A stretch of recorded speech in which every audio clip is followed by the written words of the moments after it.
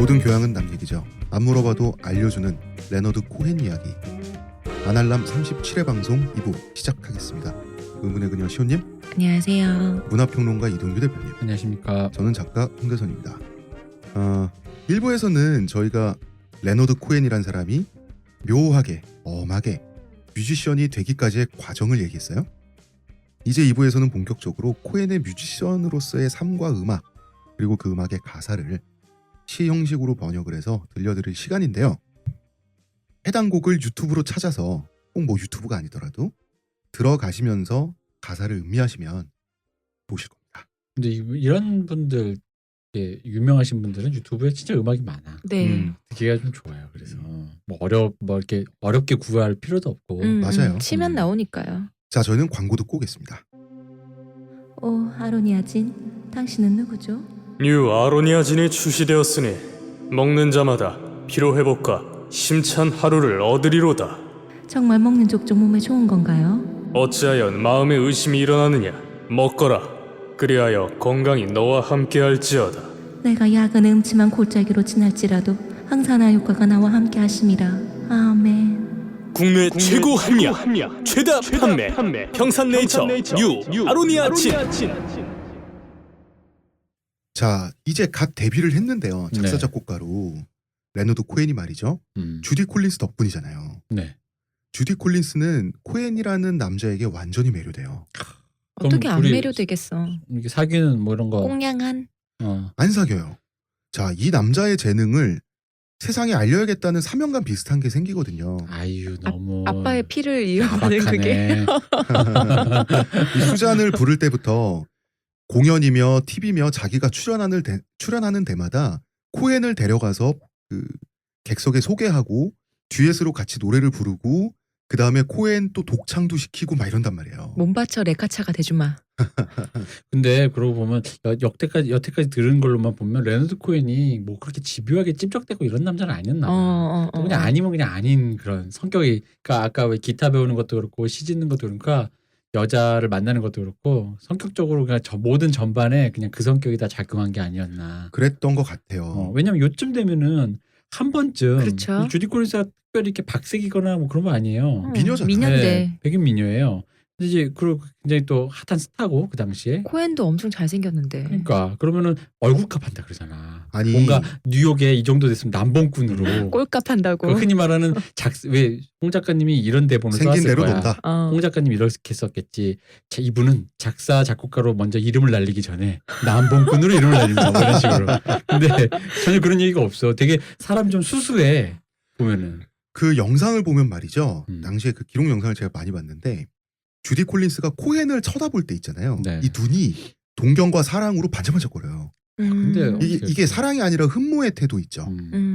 그리고 코헨을 공식 석상에서 지금 코헨은 그 속된 말로 듣보라고 하는 네. 그런 거예요. 소개할 때 경이로운 남자, 놀라운 작곡가, 기적과도 같은 시인. 그래서 온갖 찬사를 늘어놓거든요. 그런데 끝내 사귀지 않아요. 이러기도 오히려 힘든데 나중에 주디 콜린스가 이렇게 회고합니다. 하나님께 감사하게도 사랑에 빠지지 않는데 성공했다. 엄마도 기도했어. 주여 제발. 그러니까 이 말은 곧 자칫했으면 코헨에게 푹 빠졌을 거라는 뜻이기도 했고 빠졌었지. 근데 그 사귀자고 달려들고 이제 자기가 매달리지 않는 걸 그렇게 매달리지 않도록 자제를 한 건데 이런 위화감이었을까? 한 번 빠지면 헤어나올 수 없을 것 같은 위화감도 느꼈던 것 같은데요. 아 그래. 그리고 사귀면 언젠가 끝이 있잖아. 그러면 이 사람이랑 다시 또 이게 작업하기가 힘들 거 아니야. 그런 것도 있었을 거고요. 아쉬울 것 같아 그러면. 그러니까 그 위화감에서 갑자기 공감됩니다. 그리고 코헨은 평생 메리앤을 사랑했어요. 그걸 콜린스도 알았을 텐데 이 사람 이미 스타인데 대스타인데 마음속에서 두 번째가 되는 자리를 소롱 자기가, 메리앤의 메리앤은 누구야? 그 다 알지 당연히. 그러니까 누구야? 누구라고? 그거는 주디 콜린스 입장에서 누구긴 누구야. 침 뱉어봐. 그래서 그거는 주디 콜린스 이름 써놓고. 입장에서 받아들일 수 없었을 것 같아요. 아니 근데 보통은 그럴 수도 있는데 또 다른 경우는 괜히 그런 후쟁심 같은 게 생기잖아. 정말 좋아하면. 근데 그 자리를 빈 자리를 내가 채워주겠어 이러면서. 그리고 주디 콜린스도 자존심이 있지. 먼저 레너드 코헨이 다가왔으면 네. 넘어갈 준비는 돼 있었다고 하더라고요.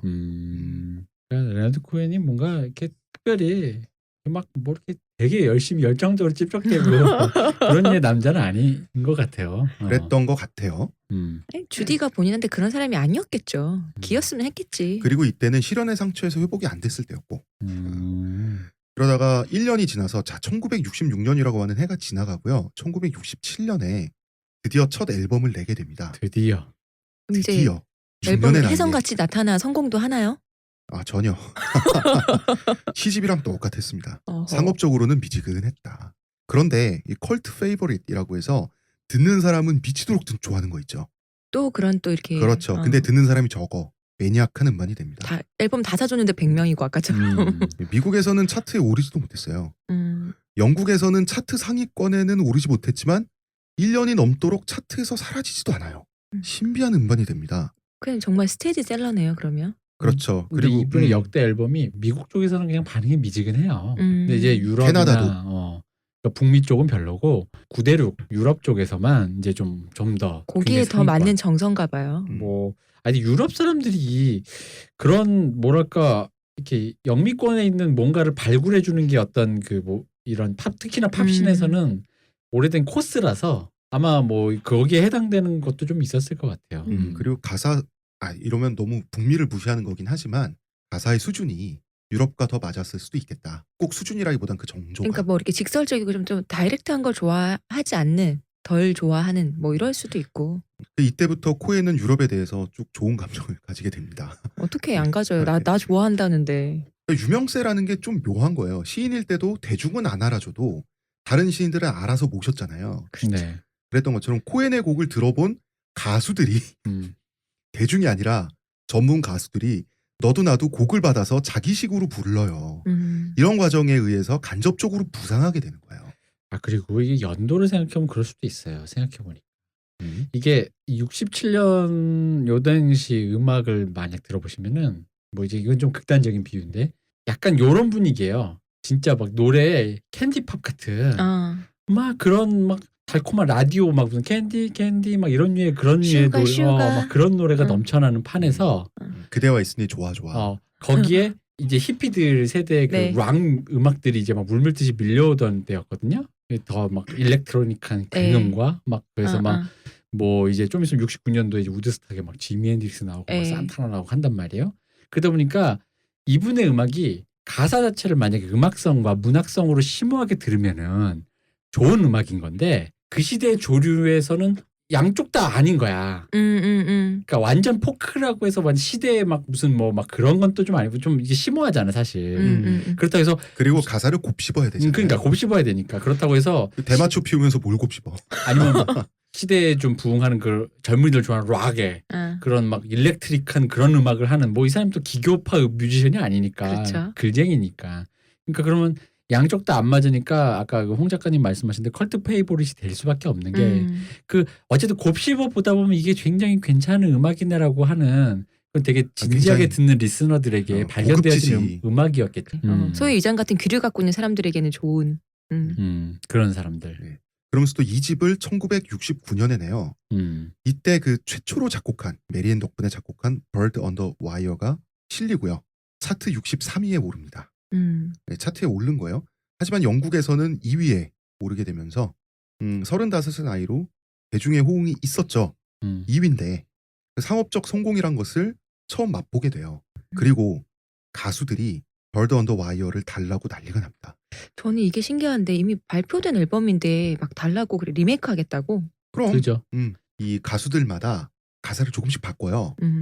조금씩 바꾸는데 요것도 자기가 자기식으로 바꿔보려고 하면 원문의 고급성이 깨지는 거야. 그렇죠. 그래서 헤매가지고 이것도 만져줘요. 레너드 코엔이. 그럼 그걸로 판타스틱 이러면서 자기가 불렀단 말이야. 그러니까 이렇게 생각하시면 돼요. 싱어송라이터 있잖아요. 네. 그러니까 자기가 자기 곡을 부르고 또는 그 곡을 불렀을 때 그 사람의 곡이다라는 어떤 시그니처가 생기는 게 그렇게 긴 역사가 아니에요. 생각 외로. 그래서 이 노래를 쟤도 부르고 얘도 부르고 쟤도 부르고 해가지고 특히나 재즈씬에서는 그게 굉장히 익숙한 스탠다드라고 하잖아요. 그래가지고 그냥 그 노래 자체는 그냥 있고 네. 어떻게 해석하느냐 이래서 네. 우리나라도 번안곡이 많았잖아요. 그러니까 네. 그게 전 세계적으로 그게 특별히 요즘은 자기 노래잖아요. 다 그렇죠. 전환한다라는 어. 거 남의 곡 리메이크한다는 특별한 어떤 의미가 있을 때만 하는 거란 말이죠. 뭐 그 뮤지션을 특별히 트리뷰트 예, 한다든가. 예. 근데 이제 이 당시엔 그러진 않았어요. 그러다 보니까 이제 아무래도 노래가 좋으면 나도 부르게 해달라. 내 스타일대로 또 불러보고 싶다. 네, 그런 게 많았던 거죠. 그게 음. 코엔에게도 도움이 됐어요. 유명 가수들이 부르고 서로 부르겠다는 것 그러면은 하니까. 그 노래가 알려지게 되죠. 그죠. 원작자가 누구야? 원작이 있다는데. 레너드 코엔이래. 음. 그런데 코엔의 유명세가 묘한 게 유명한 것만큼 음반은 안 나가요. 이게 이런 겁니다. 야, 레너드 코엔 정말 있어 보이지 않아? 라고 말은 해요, 사람들이. 다른 사람 앨범으로 들었는데 뭐. 아니, 레너드 코엔 노래를 자기가 안다고 말하는 게 멋있으니까. 그렇지. 있어 보이니까. 약간 음반을- 옆에 끼고 다니는 그 음반을 사진 소설 않죠. 같은 느낌. 아니 근데 이게 1969년도 이게 60년대 후반이잖아요. 네. 이때 유행했던 음악들 69년도 60년대 그 음악들을 유튜브 같은 데 찾아 들으시면 아마 듣고 주류의 음악들을 듣고 네. 그 다음에 젊은이들에게 유행했던 음악을 따로 듣고 레너드 코엔 음악을 따로 들으면 그 낙차를 아실 수 있어요. 아 왜 이렇게 뜨뜻미지근한 반응이었다가 또 여기서 2위 한 게 얼마나 대단한 건지. 그러면서 여러분 이번 주 아날람 음. 방송으로 다음 주까지 일주일 동안 문화생활 하실 수 있어요. 왜냐면 정말 재밌어요. 레드 제플린, 지미 앤드릭스 막 이런 게 막 터져 나오던 시기에 되게 노래도 잘 못하는 사람이 이런 음악이 단순히 가사와 문학성만으로 2위가 됐다라는 거는 굉장한 거예요. 영국에서지만. 예. 그리고 아니 영국에서지만이 아닌 게 영국이 지금, 정말 지금 말하는 그 뮤지션들이 다 영국 출신이고 맞아. 영국이 지금 그런 그렇지. 북미의 본토였다고. 그러니까 지금의 북미 느낌이었다고. 그때는 영국이 오히려 굉장한 거죠. 굉장한 거죠. 3집도요. 또 63위에서 끝나요. 미국과 캐나다 모두에서. 근데 유럽에서는 네덜란드, 독일, 영국, 오스트리아, 노르웨이에서 죄다 상위권에 올라요. 유럽에 대한 애정이 더욱 짙어집니다. 그리고 4집은 아예 미국과 캐나다에서는 차트에서 발견되지도 않아요. 근데 뉴욕에 사는 캐나다인인데 네. 이 뭔 일이야. 그러나 뮤지션들 사이에서는 코엔과 일을 보고 싶어서 난리가 나요. 이제는 앤디 워홀의 자리에 이제 점점 레너드 코엔이 오는 거야. 나의 팩토리를 내가 만들어야겠네. 그지. 4집 앨범 역시 미국과 캐나다에서 차트에도 못 올라요. 근데 5집으로 가게 되면 이 5집에 참여한 뮤지션들이 어마무지 지구방위대가 모여요. 지구방위대. 각 악기 분야별로 50명이 넘는 사람들이 모였는데 다 최고 실력자예요. 밥 딜런도 참여했고요. 세션이 겹치면 순번을 기다려서 연주했어요.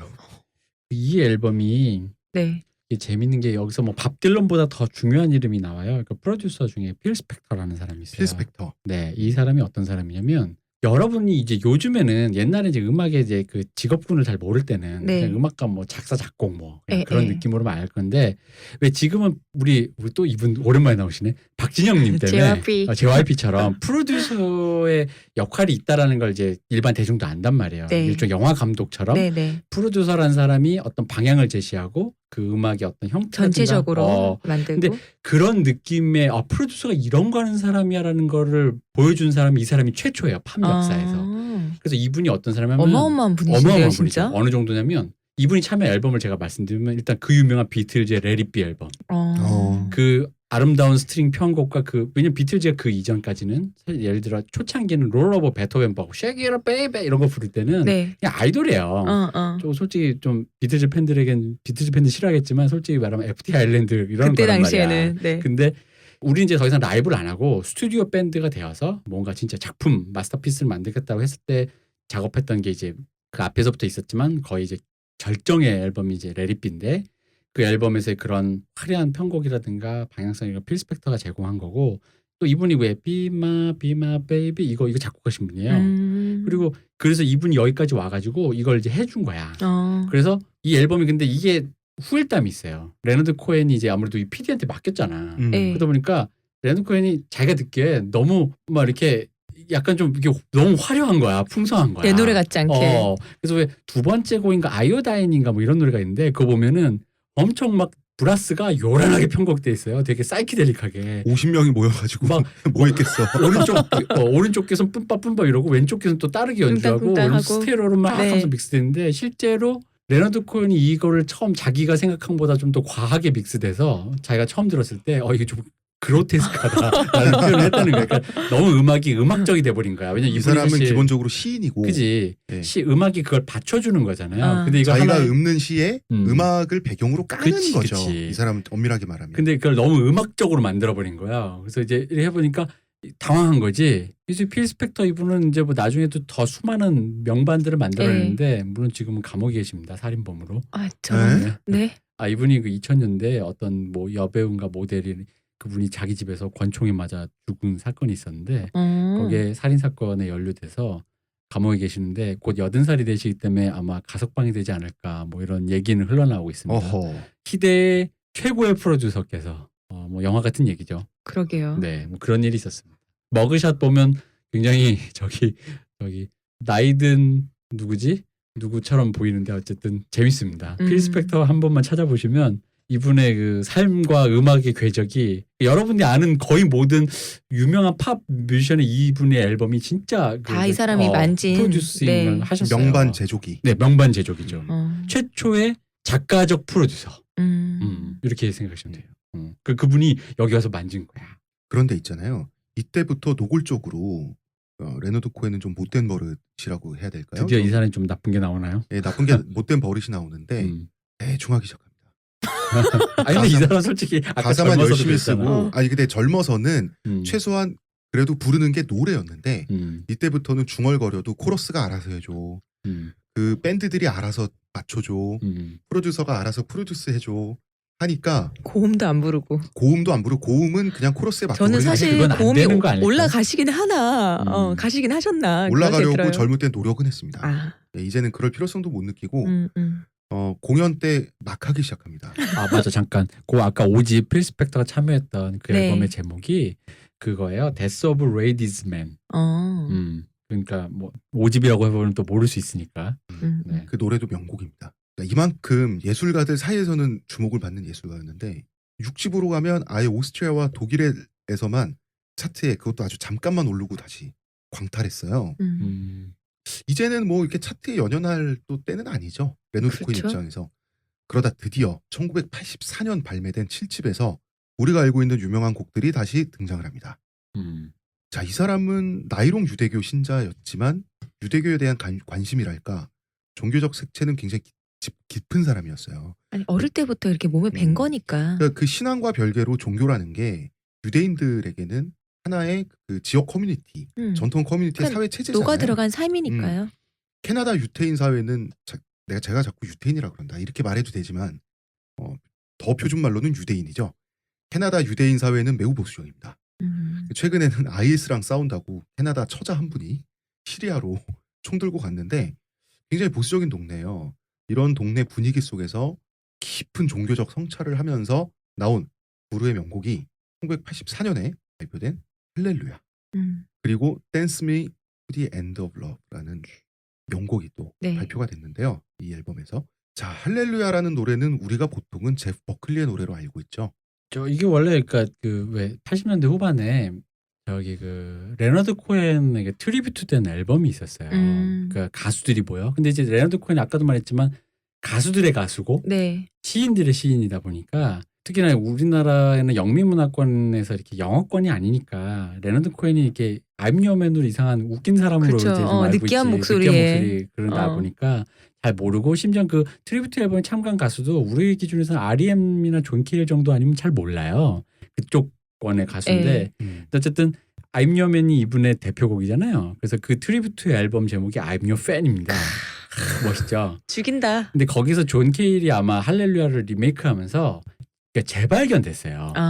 이게 이제 되게 옛 앨범인데 그때는 네. 덜 유명하다가 근데 이제 그런데 할렐루야라는 노래가 처음 나왔을 때는 가수들은 미쳤대요. 아 그렇지. 그러니까 존 케일 다시 그렇지, 리메이크를 한 거지. 자기들은 그 아는 수많은 거니까. 곡 중에서. 그래서 이게 얼마나 대단하냐면 그 제프 버클리부터 이 간극이 본조비까지 이게 안 부르는 사람이 없어. 하긴. 맞아요. 그래서 요 노래는 한번 어떻게 보면 요즘 시국에도 참 잘 어울린달까? 네. 예, 뭐 그런 노래입니다. 자, 먼저 할렐루야는요. 주여라고 주를 부르는 뜻도 있고요. 주께 기도합니다라는 뜻이 있어요. 그거를 아시고 그래서 할렐루야라는 후렴구를 각자 그 배치된 것에 따라서 그 의미가 약간씩 다르게 다 쓰거든요. 이 후렴구가 다 다르게 조금씩 다르게 해석돼야 되는데 그래서 할렐루야 대신 제가 번역을 했습니다. 나무 행간에 한 맞춰서 타블로 엄마이 반매요. 남녀란 게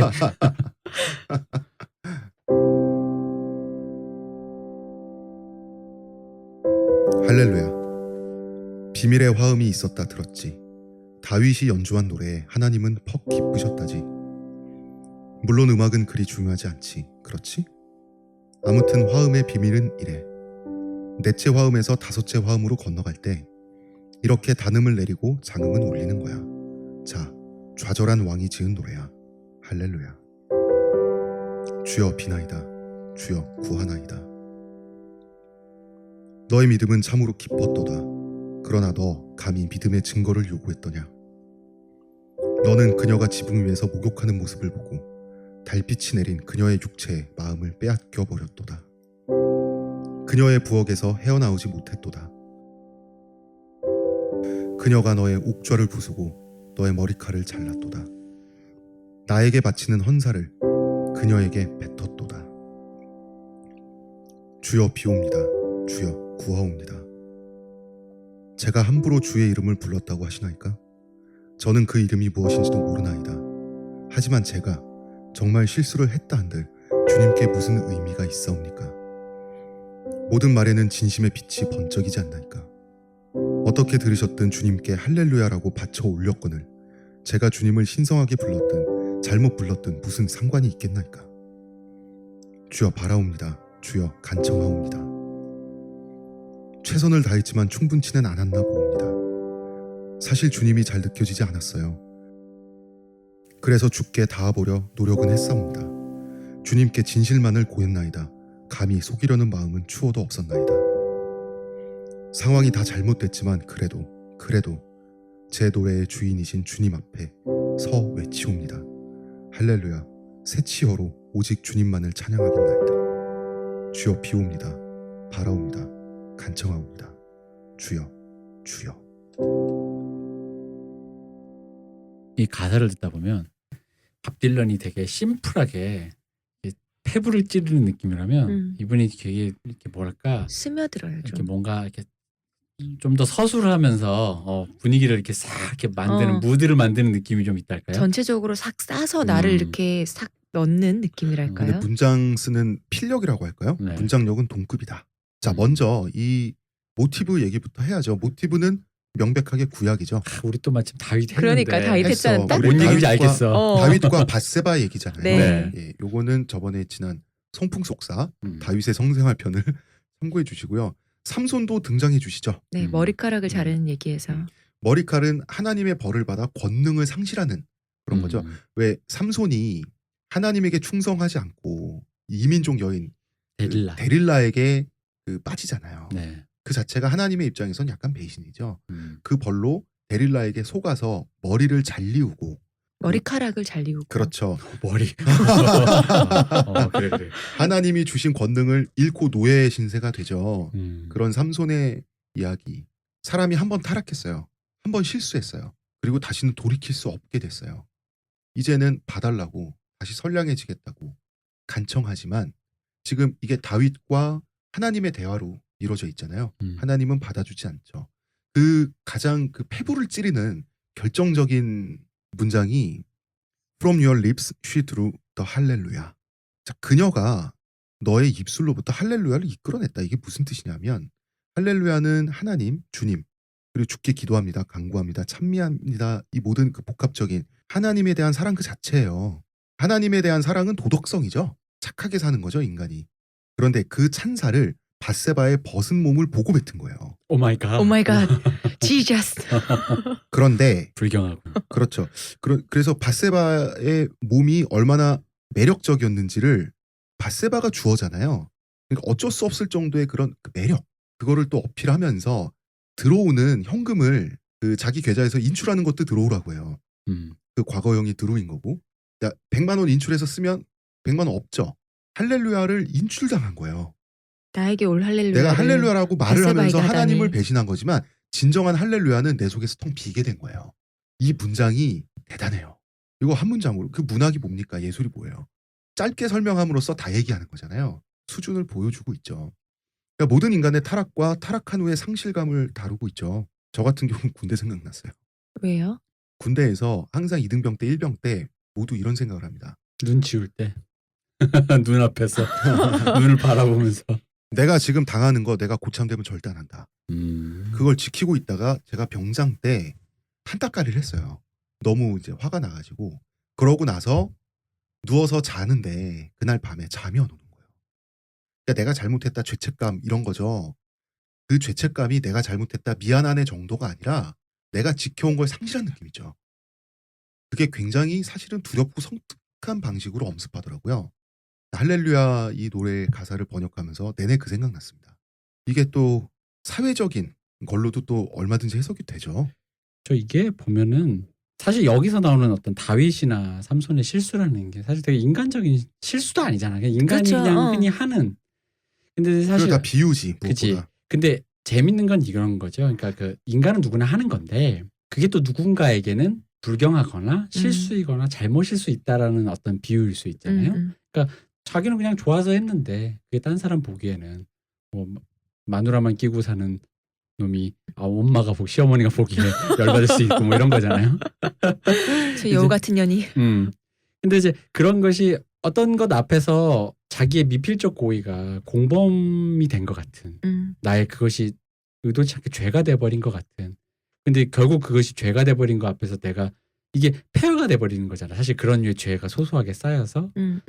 사실 저는 이제 뭐 이런 노래를 부른 사람도 있었을 거예요. 예를 들어 세월호 같은 네. 그런 거 앞에서. 이 얘기가 왜 세월호랑 비슷하냐면 사실 세월호에서 우리가 느꼈던 게 우리 모르겠어요. 젊으신 분들 모르겠지만 기성세대의 입장에서 느꼈던 거는 일종의 공범자 의식 같은 거죠. 그러니까 그런 사회를 만드는데 나도 일조했다는 느낌. 그런 나라면 내가 그 자리에 있으면 과적 안 했겠냐고. 그렇죠. 그런 인식들의 앞에서 그런 소소한 것 내가 이제 그런 류의 것들을 했다는 거지. 근데 그게 뭐 특별히 딱히 그런 건 아니잖아요. 그냥 바스바 보고 좀 예쁜 여자 보고 혹했던 거 뭐 그런 정도 수준으로 나도 그냥 살다 보니까 하는 것인데 그것이 어떤 참사. 여기서 보면 사실 이 성경적 모티브에서 하느님에게 불경하게 구는 게 최고의 참사다. 참사. 그렇죠. 최악의 상황이잖아. 하느님이 야 너 나 배신한 거야 이라고 느꼈다라는 거. 그래서 저는 이런 것도 느꼈어요. 우리나라 국민들이 세월호에 분노하고 슬픔을 느낀 국민들도 많지만 또 한편으로는 또 슬픔을 느끼는 와중에서도 먹고 살기 바쁘고 나라가 경제도 좀 잘 돼야 되고 해야 되는데 유가족분들이 좀 이제는 접을 때도 됐는데 이게 귀찮아지기 시작한 분들도 많죠. 그렇죠. 그래서 이제 좀 작작 좀 하지라는 말이 술자리에서 만약에 나왔어. 그런데 그 바로 옆 테이블에 그 유가족이 있었다고 보세요. 자기는 사람이 실수하긴 쉬워요. 그렇죠. 그런데 이 실수는 그 작작 좀 하지라는 말은 평생 잊지 못해요. 그 말을 들은 유가족분들은 자기는 한마디를 했을 뿐이지만 영혼을 죽인 거예요. 그런 죄악이 안 씻겨요. 인간의 타락이 그래서 무서운 거예요. 그리고 이게 이제 이 가사의 모티브를 생각해보면 오히려 그런 상황을 보면 이런 거죠.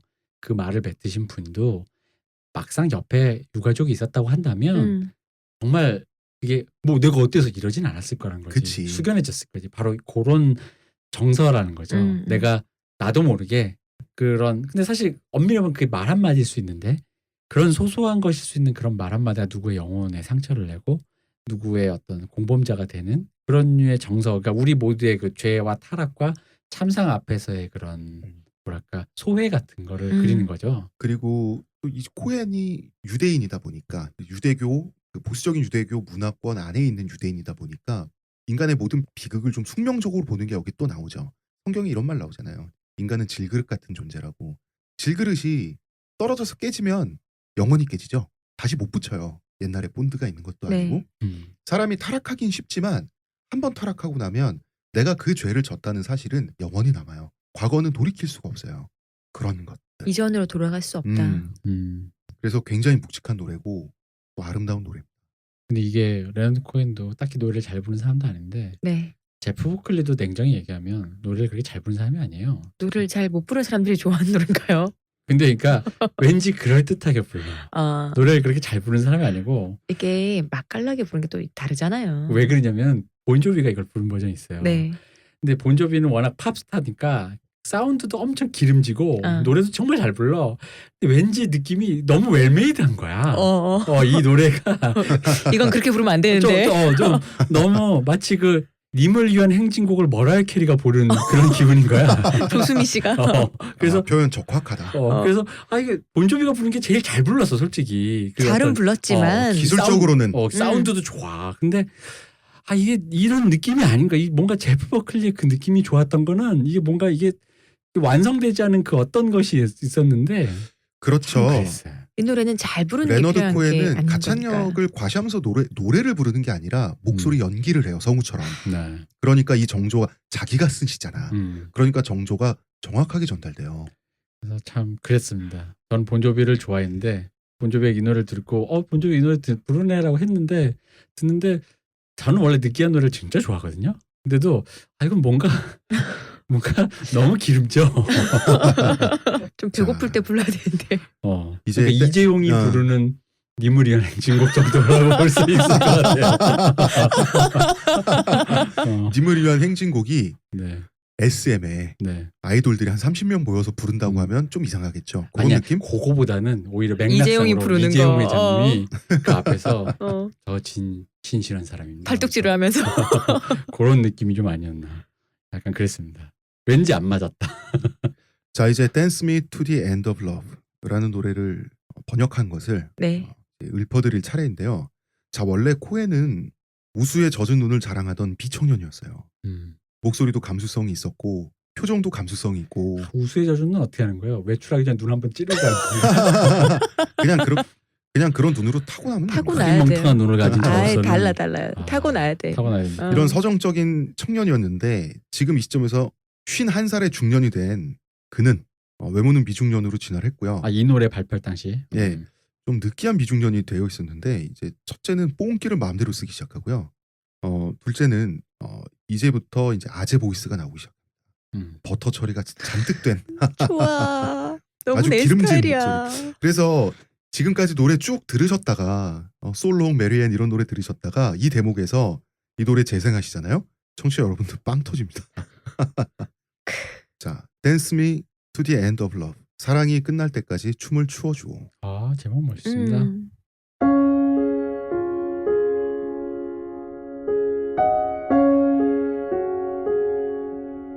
나와 춤추어 주오 미인이셔.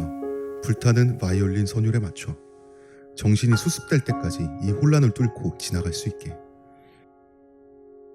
비둘기여 올리브 가지처럼 날 물고 내 편히 쉴 곳으로 날아가 주오.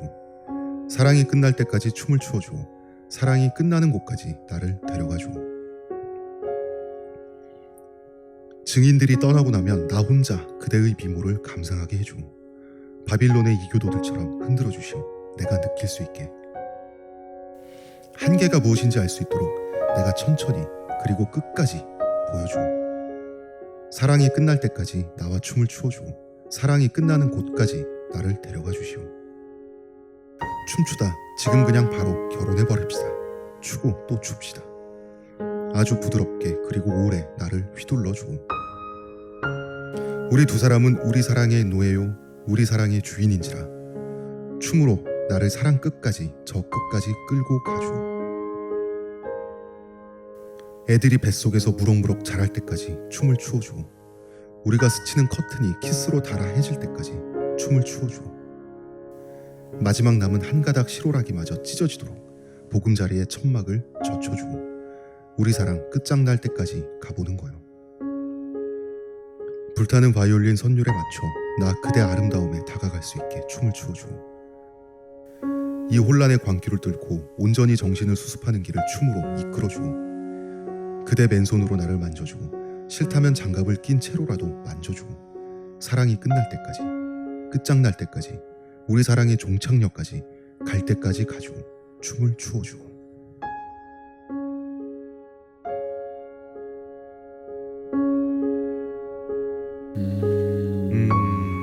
끈적해요. 왜 음입니까 대표님? 이 영어 가사가 내가 생각하는 게 맞지? 뭐야? 아이들? 아니 영어 가사 여러 표현들이 네.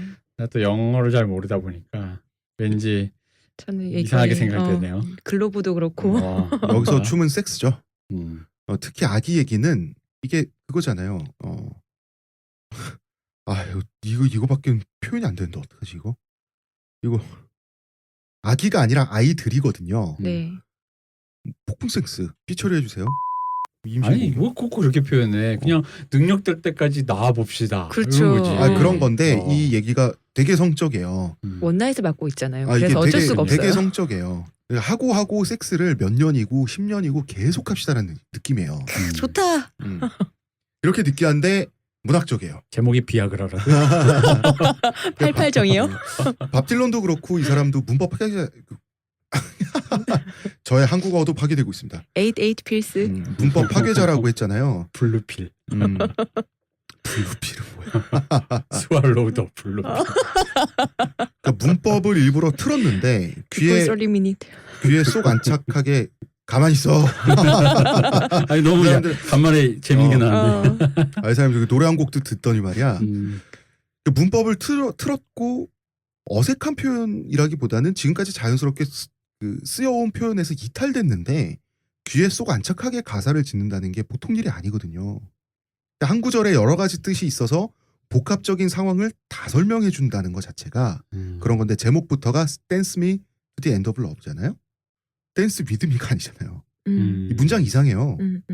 댄스 미 나와 춤을 추어줌으로써 나를 춤으로 이끌어줌으로써 to the end of love 나를 사랑 끝까지 데려가 달라고 하는 방향성 갈 때까지 가는 그 속도감과 방향성 짱날 때까지 가보자라고 하는 그것 있죠.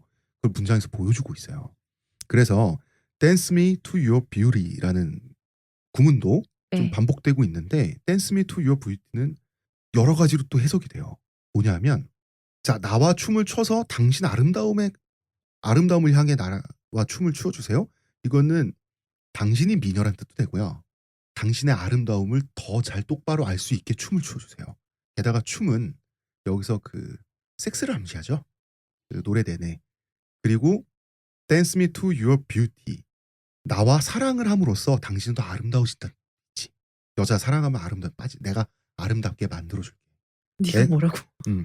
이거 마치 사랑할 거니까. 댄스가 약간 그 미를 뭐랄까 수동하는 테이크 같은 느낌으로 쓰는 거 아니에요? 맞아요. 이제 네. 데려가 달라 나를 그렇게 해달라. 뭐 자동차로 픽업 같은 느낌이에요. 나와 춤을 춤으로써 우리는 춤을 춤으로써 끝까지 사랑하게 될 거고 나를 춤추게 해달라. End of love. 사랑은 끝났다. 자, End of love. 사람이 끝까지 헤어지지 않고 죽으면 끝나죠. 사랑은. 그 전에 결별할 수도 있죠. 그 자체는 인간의 한계고 숙명이죠. 우리 사랑은 죽어서도 안 끝나거든요. 그런데 한 번 사랑했으면 그 끝이 영혼 결혼식했어? 무서워. 누구야?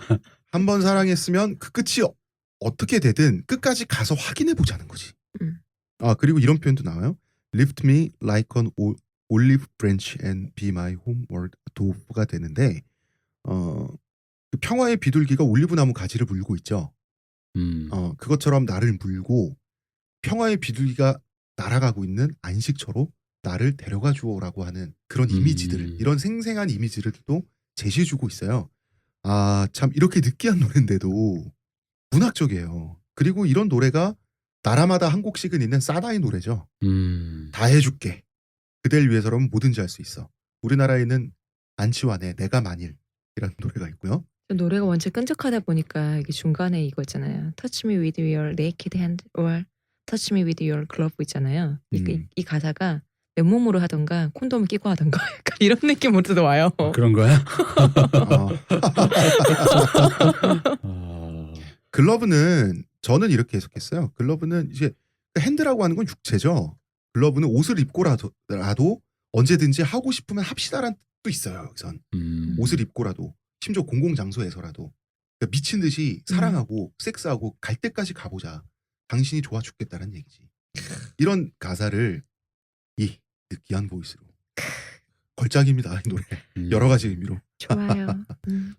자, 이제 우리는 1988년에 나온 8번째 앨범 드디어 그리고 이 느끼의 극을 달리는 I'm Your Man. 이 타이틀곡은 이 앨범의 타이틀곡이기도 하고요. 그냥 우리나라 80년대 트로트 진한 트로트라고 해도 믿을 정도의 가락과 정조를 갖고 있고요. 마치 난 딱 진짜 이런 광경이 생각나는 거야. 이걸 제가 번역을 하면 많이 들어야 되잖아요. 그렇죠. 노래를 많이 들어야 되는데 정말 남진과 나훈아가 나의 상상 속에서 커플룩을 입고 어깨 동무를 하고 듀엣을 하고 있어. 어째 점점 상남자가 되어가는 우리 코엔 형님. 사나이입니다. 사나이. 사나이송. 이 노래 진짜 사나이송이죠 정말. 나는 그대의 남자요. I'm your man. 시작해 보겠습니다.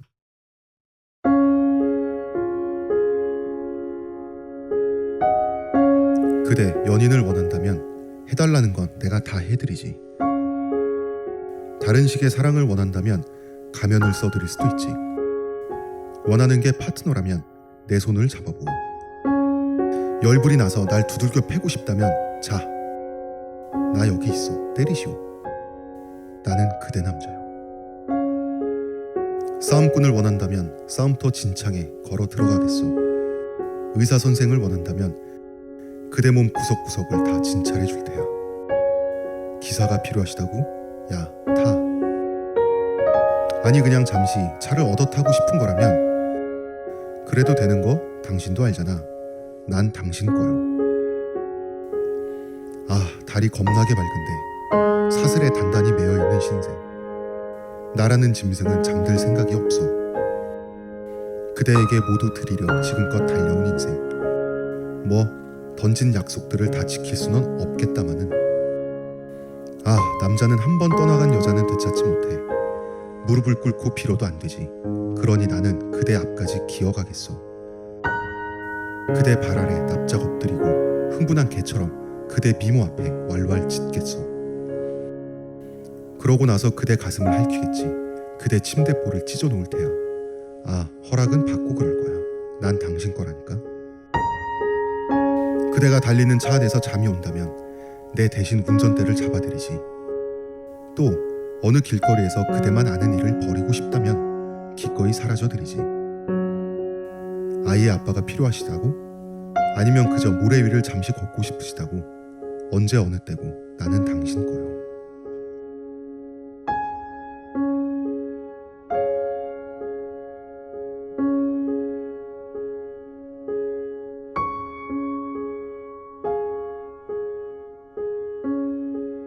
다 해줄 수 있다는 사나이류 노래의 선봉장이죠.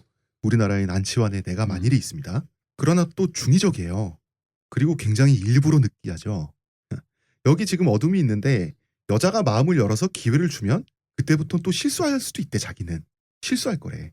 그리고 지금 하는 약속들은 다 지키지도 못할 거래. 그렇다고 지금 이 여자를 차지하기 위해서 달려드는 지금 이 사람의 마음이 진심이 아닌 건 또 아니죠. 노력은 다 하겠다 그러잖아. 어쨌든. 할 수 있는 건 다 해드릴게. 한 번 일단은. 떠나기도 했던 거 아닌가요? 왜 남자는 한 번 떠난 여자는 되찾지 못하지. 무릎 꿇고 빌어도 안 되지. 그러니 나는 그대 앞까지 기어가겠소. 이미 떠나서 무릎 꿇고 빌어도 안 되지만 기어가서 내가 너에게 이런 뜻? 그런 뜻도 되고요. 이게 어차피 다 중의적이니까 가사를 네네. 잘 써서 이런 상황도 돼요. 떠난 남자가 전 남친이 있어요. 여자한테. 혹은 전 남편일 수도 있고요. 근데 그 남자는 무릎 꿇어도 안 돼. 다시 못 돌아와. 비켜봐. 여자한테 비는 건 이렇게 하는 거야. 내가 보여줄게. 그러면서 이렇게 무릎으로 이렇게. 그러면서 막 기어가는 거 있잖아. 배로 기어가서 막 개처럼 멍멍 짖는 거야. 내 마음을 받아줘. 거의 사람 말로 올드보이에서, 해야죠. 거의 올드보이 마지막에서 살랑살랑. 막 혀 차르면서 하는 것처럼. 그리고 뭐 이런 부분 있죠. 또 어느 길거리에서 그대만 아는 일을 벌이고 싶다면 사실 길거리 헌팅 느낌이거든요. 그러면 다른 남자랑 하룻밤 자고 싶어? 놀고 싶어? 네. 그러세요. 나는 그게 다녀오겠습니다. 나는 오케이라고 할 정도로 나는 그 당신의 말이라면 신의 계시처럼 나는 무조건 할게. 아이 아빠가 필요하다고. 자, 지금 약간 싱글맘 느낌이 나죠. 뭐 나랑 같이 나차일 하자에. 수도 있고 이미 있는 아이의 아빠가 되겠다 할 수도 있고. 싱글맘 그렇죠. 느낌이 더 강해요. 그러면 아이의 아빠가 필요해서 나를 원하는 거라면 당신 아이니까 내가 얼마든지 내가 평생 키울 수도 있는데, 아니면 그 정도로 내가 당신을 원하는 게 아니라 데이트나 하자. 같이 모래 위를 잠시 걷고 그것도 오케이. 나를 불러만 줘. 이런 사나이 노래입니다. 비슷한 노래가 본조비의 Always가 있죠. Always가 제가 옛날에 모티브가 비슷할 뿐 아니, 그게 느낌은 아니라 좀 다릅니다. 그 대학교 때 네. 제가 한창 애들이랑 이제 기타 치면서 놀 때 직역가요 같은 걸 많이 했어요. 네. 영어로 이렇게. 그 중에 이제 주된 그러면 것이 진짜 이제 웃긴 거 많잖아요. 웃긴 거 진짜 많죠. 예를 들어 honesty, 스네일. 정직 그 외로운 단어 뭐 이런 거 있잖아. 근데 있잖아 달팽이보다. 그것도- 달팽이보다 참새대 고파 이것도 있지. 엘콘도 파사. 네. 제가 이런 분과 같이 방송을 해서 기쁘다니까요. YMCA도 근데 올웨이즈가 진짜 대박이었어. 그게 어. 처음에 로미오's 블리딩 뭐 이렇게 시작하잖아요. 로미오가 피 흘려 아무 느낌 없어. 홍수가 돼서 죽어버렸어. 이 가사가 이런 식으로 흘러가거든. 이게 되게 시적인 가사인데 직역을 해버리면 그죠. 이게 뭐 이렇게 그냥 거의 초현실주의야. 이게 그때 직역을 하다가 야 이건 안 되겠다. 이거 노래가 너무 맛이 갔다고 했는데 올웨이즈 그렇지. 오늘 본조비 의외로 많이 나오네. 시온님은 네. 이 노래 어떤 대목에서 심쿵했어요? 맨 처음에 보면은 Here I Stand. 전 아. 거기서 심쿵했어요. 진짜. 오랜만에 이걸 또 듣는데 열불이 나서 나를 누굴 지금 패고라도 싶어. 그러니까 아니 처음부터 너무 좋잖아. 날 두들겨 패고 싶은데. 하는데 여기서부터 좋은데 이 발음을 약간 또박또박하잖아요. 이게 그리고 여기가 Here I Stand 이렇게 말하는데 보통은 사랑 노래에서 이러죠. 화가 나면 내가 풀어드릴게요. 내가 옆에 여기 있어요. 그런데 화가 나? 때려. 날 때리면 되잖아. Here I stand 하고 I'm your man. 다른 하는데. 가사 아니고 여기 이게 읊조리듯이 말씀을 하시잖아요. 근데 Here I Stand 이런데 그래 거기 있지 약간 이런 느낌. 때리지 마시고요, 시온님. 나는 오히려 안치환의 내가 만약 이런 노래보다는 역시 남자 노래하면 한국에선 뭡니까? 뭔가요? 고해죠, 고해. 약간 종교적인 사랑의 그거잖아요. 고해도. 이것도 사실 말하면 그런 느낌이잖아. 되게 종교적인 의미의 그 여성에게 거의 헌신하는 느낌이에요.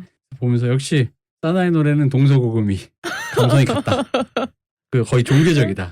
그리고 또 같은 앨범에서 1988년 앨범에서 상남자 캐릭터, 개마초 캐릭터가 돼서 또 이런 이야기를 하게 됩니다. 볼륨을 높여라라는 영화에도 나온 노래로 유명하죠. 이 노래가 그러니까 Everybody Knows. 네, Everybody Knows 이 노래가 그 할렐루야가 일단 리메이크되고 네. 그다음에 Everybody Knows가 영화에 쓰이고 그다음 이후에 나오는 또 그다음 앨범이 있어요. 거기서 또 다른 영화에 나와요. 그 Natural Born Killer라는 올리버 스톤 네. 영화에 나오는데 그러면서 그 다음 세대 히피 세대가 아닌 이분 굉장히 노회한 이제 가수인데 그 다음 젊은 세대에게 다시 한번 재평가 받으면서 그 사람들이 이 레너드 코엔의 음악을 듣게 된 계기가 된 음악들이에요. I'm Your Man, Everybody Knows가. 특히 이 볼륨을 높여라에서는 지금으로 치면 뭐죠? 우리로 치면 약간 볼륨을 높여라가 그 학교의 부정 비리를 비판하면서 게릴라 방송하다 결국 잡혀가는 얘기인데 젊었을 때 리즈 시절에 크리스찬 슬레이터가 나와서 그 되게 뭔가 되게 혁명적인 뭔가를 하잖아요. 근데 이제 이게 현실에서 내가 예전에 낙곰수를 봤을 때 그래 현실 버전은 이런 거구나 이런 생각을 했었잖아요.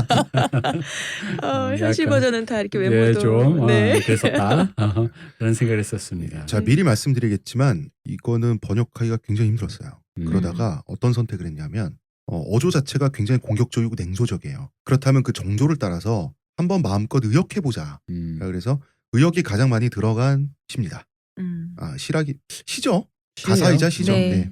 그리고 이게 좀 이제 이렇게 생각하시면 될 것 같아요. 그 I'm Your Man도 그렇고 약간 낭만적이고 아무래도 시인이니까 로맨틱한 노래들도 많은데 굉장히 냉소적이고 싸늘하고 비판적이고 그래서 저도 처음에 그러니까 영화 음악에서 볼륨을 높여라라는 주제곡이래 레너드 코엔이 불렀대. 근데 이 음악이 멋있어요. 정말 네. 빰빰빰 그래서 빰빰빰하다 그 특유의 뭐 이걸 시작하잖아. 네. 빰빰빰 하다 Everybody knows 뭐 이렇게 시작을 한단 말이야. 근데 그 가사를 거기서 이제 그 영화 음악실에서 이게 해석을 들려주는데 너무 싸늘해가지고 굉장히 놀랬던 기억이 있어요. 자, 시작해 보겠습니다. Everybody knows. 누구나 알지. 누구나 알지. 주사위가 엉터리라는 걸. 누구나 행운을 빌어주는 척은 하지. 누구나 승패는 정해져 있다는 사실을 알지. 누구나 알지. 착한 편이 진다는 사실을. 누구나 알지. 싸움이 조작되었다는 걸. 부익부 빈익빈. 그게 세상이 돌아가는 방식이라는 걸 모르는 사람은 없지. 누구나 알지. 배에 물이 새는 걸. 누구나 알지. 선장이 거짓말을 했다는 걸. 그러나 누구나 이건 좀 아닌 것 같다고 느끼지. 자기 아버지라던가 키우던 개가 죽었을 때처럼 말이야. 누구나 자기 주머니를 뒤적거리지. 누구나 초콜릿 한 상자라던가 장미꽃 한 송이 정도는 갖고 싶다는 걸 모르는 바보는 없지. 누구나 알지. 날 향한 너의 사랑을. 날 정말 사랑해준다는 걸 누가 모르겠어.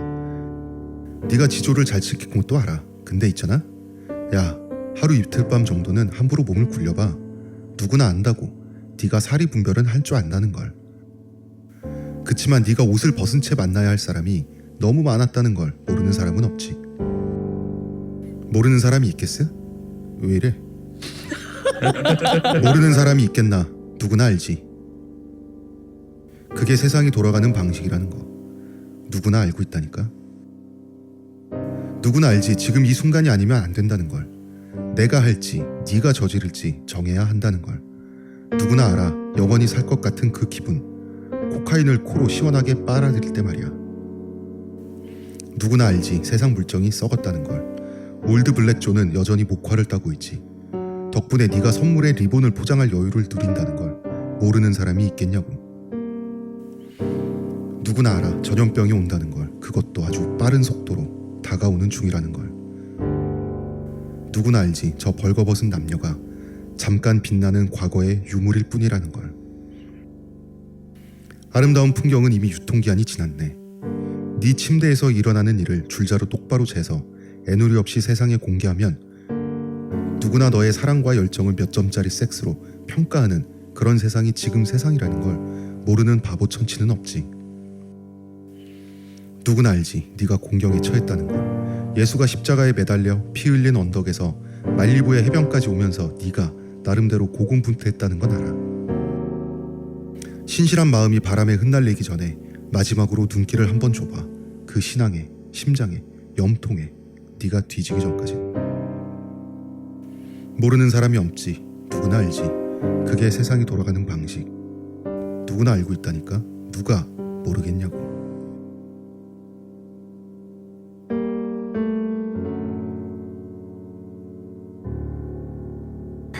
역시 나는 어두운 사람인가 봐. 난 이게 참 마음에 들어. 이 노래도 마음에 들고 가사 진짜 뭐랄까 그 이게 너무 와닿는달까? 네. 가사가. 이게 직역을 하면 느낌이 안 가고 의역을 하면 느낌이 안 가는 게 아니라 의역을 하게 되면 이게 밥 딜런이나 레너드 코헨처럼 고급 가사를 짓는 사람들은 의역을 하면 의미가 축소돼요. 의역을 하면 다른 의미가 어느 정도 제한되게 되잖아요. 네. 어쨌든 저는 이런 쪽으로 해석하는 걸 선택을 했고요. 아, 이거는 뭐 일단 노래가 너무 좋아요. 그죠. 진짜 꼭 들어보세요. 너무 좋아요. 시국에 걸맞는 노래입니다. 네. 세상은 썩었어. Everybody knows라는 말 자체가 너무 시국에 걸맞는. 그리고 너무 묘사랄까? 시니컬하잖아. 그러니까 사실은 세상은 썩었다. 고발하는 게 아니라 다 알잖아. 그죠. 그게 우리나라 상황하고 너무 잘 맞죠. 네. 그러니까 사회 비판적이라기보다는 그래서 더 정확하게 구체적으로 설명을 하면 사회 냉소적이다. 그렇다고 사회를 완전히 부정하지도 않아요, 사실은. 그냥 있는 걸 그대로 말하는 느낌이니까요. 그냥 그런 사람이에요. 예. 이것도 인간의 타락을 냉소하는 게 아니라 누구나 타락할 수밖에 없는 인간의 숙명을 냉소하는 거고. 그리고 왜 밥 딜런도 전망대 위에서 네. 올 오버 더 그죠. 와치타워 예, 네. 거기서 그 자본주의의 속성을 비판을 했는데 여기서도 그 자본주의의 천박함 그거를 매춘과 비교를 하면서 밥 딜런처럼 얘기를 했죠. 그리고 나는 이 대목이 굉장히 정말 시인이 맞구나라는 걸. 이게 저 벌거벗은 남녀가 잠깐 빛나는 과거의 유물일 뿐이라는 거. 이게 영어 원문에서 어떤 느낌이냐면 왜 그 신동엽 시인의 껍데기는 가라라는 네. 시에서 두 가슴과 그곳까지 내놓은 아사녀가 부끄럼 빛내며 맞절할지니 이런 대목이 나오잖아요. 네. 그 장면이 아름답잖아요. 사랑은 그런 거였는데 지금 사랑은 거래가 됐고요. 자본주의가 됐고 자본주의 포르노가 돼 있잖아요. 그런 식으로 지금 세상이 어떤 세상인지를 얘기할 뿐만 아니라 너도 알고 있잖아. 너도 모르지 않잖아. 모르는 척하는 거지. 굉장히 날이 서 있죠. 이게 어릴 때 들은 시인데 네. 해석도 그때 들어봤고 네. 근데 어떤 지금에 와서도 너무나도 정확하게 그냥 들어맞는다는 기분이 뭔가 이렇게 덜그덕거리지 않고 네. 조금 약간 소름 끼친달까? 이 시가 좀 그래요. 게다가 이분이 왜 암요면 할 때는 뭔가 느끼하게 꼬시는 이거 했잖아요. 근데 네. 여기서는 이게 진짜 냉소적인 어떤 그 사악한 사람이 없는 듯하게 이게 씩 웃으면서 되게 냉소적인 듯한 목소리 톤이라고 해야 되나? 좀 그런 느낌으로 말을 하잖아요. 그 뭐 목소리를 높이지도 않고 그렇다고 음. 위협하지도 않고 그냥 이렇게 나직나직하게 말하는데 그게 너무 무서운 내용인 거 있잖아요. 이 노래 진짜 멋있고 이 노래가 나왔던 볼륨을 높여라도 멋있죠. 명작이죠. 재밌었죠. 이게 요즘 보면 좀 그럴 수도 있는데 젊은 친구들이 보면 얼마 전까지 아니고 한 몇 달 전인가에는 텔레비전 사는 걸 본 것 같은데 이 피가 끓는 뭔가가 있더라고 그 영화가. 이 사람의 그 피를 막 이렇게 막 끓게 하는 그 마지막 그 막 뭐가 막 있는데 이게 이 노래를 다시 들으니까 그런 기시감이 막 이렇게 막 그때가 또 미국 사회가 진짜 억누름과 밑에서 올라오는 그 치받침 있죠. 그게 또 이제 한참 충돌하던 때, 아직은 그럴 때였어요, 미국이. 네. 지금은 그 에너지가 미국에도 없고 우리나라에도 없고 여러분 불황이 이렇게 무서운 겁니다. 그렇죠. 생각해 보세요. 그 펌프업 더 볼륨에서 80년대를 보냈던 그 세대가 커가지고 2007년 맞고 알국지가 된 다음에 이렇게 되는 거지 뭐. 그렇죠. 맞아. 자, 우리가 한창 80년대에 레너드 코엔 이야기를 했는데요. 근데 우리는 사실 I'm Your Man에 좀 더 익숙하긴 하지만 사실 네. 우리 선배님들 세대 예를 들어 써니 세대 네. 사실 그분들에게 레너드 코엔은 다른 걸로 유명해요. 뭐예요? 그 이제 이분 저 I'm Your Man 요 앨범에도 그리고 백보컬로 계속 원래 자기 백그라운드 코러스 보컬이었던 제니퍼 원스라는 여자 가수가 있는데 그분이 노래를 부르고 그러니까 작곡을 해줬던 네. 노래 중에 Famous Blue Raincoat라는 노래가 있어요. 음, 그게 이제 그 앨범 자켓도 엄청 예뻐요. 그 음. 파란 블루 레인코트 이렇게 돼 있는 건데 그것도 제가 번역 후보에 올렸다가 음. 고민하다가 아무래도 이제 네. 선배님들한테는 굉장히 익숙하신 노래고 흔히 말하는 음악다방에서 DJ가 안경 찾아가세요 뭐 이런 거 하면서 틀어주던 커피 노래. 감사합니다. 그런 노래 중에 거의 필천곡이었던 당신들 몇 살이야? 그런 느낌의 이제 그걸로 유명했던 것 같아요. 그래서 그 세대에서 거의 끝나는 줄 알았는데 I'm Your Man과 Everybody Knows 더 터지고 요 다음 앨범 더 퓨처인가 그 앨범에서 노래들이 내추럴 본 킬러에도 나오고 막 뭐 나오다 보니까 이제 젊은 사람들에게도 이미 익숙한 굉장한 문화적 아이콘이 돼버리는 거죠. 이 사람이 처음에 뮤지션으로 데뷔했을 때는 그러니까 늙어서 데뷔했잖아요. 그때는 여고생이 미국 캐나다에서 여고생이 결혼할 때였어요. 시대 자체가 19살 때 동갑내기끼리 결혼하고 이럴 때였는데 32살에 한국 나이로 34살, 3살에 데뷔를 한 건 뭐 한 45세 데뷔한 거나 마찬가지인데 요즘으로는 그 이후 전성기가 짧아야 되는데 상식적으로는 죽기 직전까지 전성기였어요. 죽기 직전까지 점점 더 발전합니다. 굉장히 특이한 양반이에요. 그러니까 이게 문화적인 아이콘이 돼서 어떤 그런 분위기랄까? 이 사람이 갖고 있는 특유의 분위기가 어떤 아이콘이 돼버린 것도 있고 그거 생각났다. 할렐루야 그 노래가 슈렉에도 나오지 않나요? 나와. 그지. 어느 편에서 나왔죠? 슈렉 1편인가에 나올 거야. 나와요. 그랬나? 슈렉이 원래 올드팝들을 이제 많이 패러디해가지고 나왔는데 그 중에 하나 나옵니다. 그 이분의 노래가 그게 전방에서 다 이렇게 되게 등장해 막. 자, 코엔에게 이제 80년대 얘기했는데요. 80년대란 어떤 시기였는지 사실은 포크송이라는 유행의 마지막 불꽃이고 코엔은 힙스터에서 중심에 있는 사람에서 현대의 고전으로 넘어가게 돼요. 살아있는 고전이 된 거죠. 그리고 엉뚱하게도 80년대를 거치면서 일본의 선불교 있죠. 이 젠 문화라고 하는 심취하게 됩니다. 그 선을 젠이라고 하죠. 일본 선불교 승려로 입교하는 사건을 일으킵니다.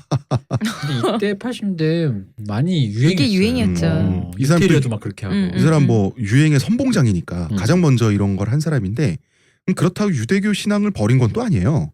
말이 안 된다고 생각할 수 있지만 말이 되는 게 이 사람이 일단 그런 모험을 하는 사람이 아니고요. 유대교 커뮤니티 안에서 나고 자라면서 자기가 그 별로 문제가 없거든. 거기 편하거든. 굳이 뭐 이렇게 빠져나온 사람은 아니고요. 아마 그 참선을 좀 즐겼던 것 같아요. 일종의 뭐 실험?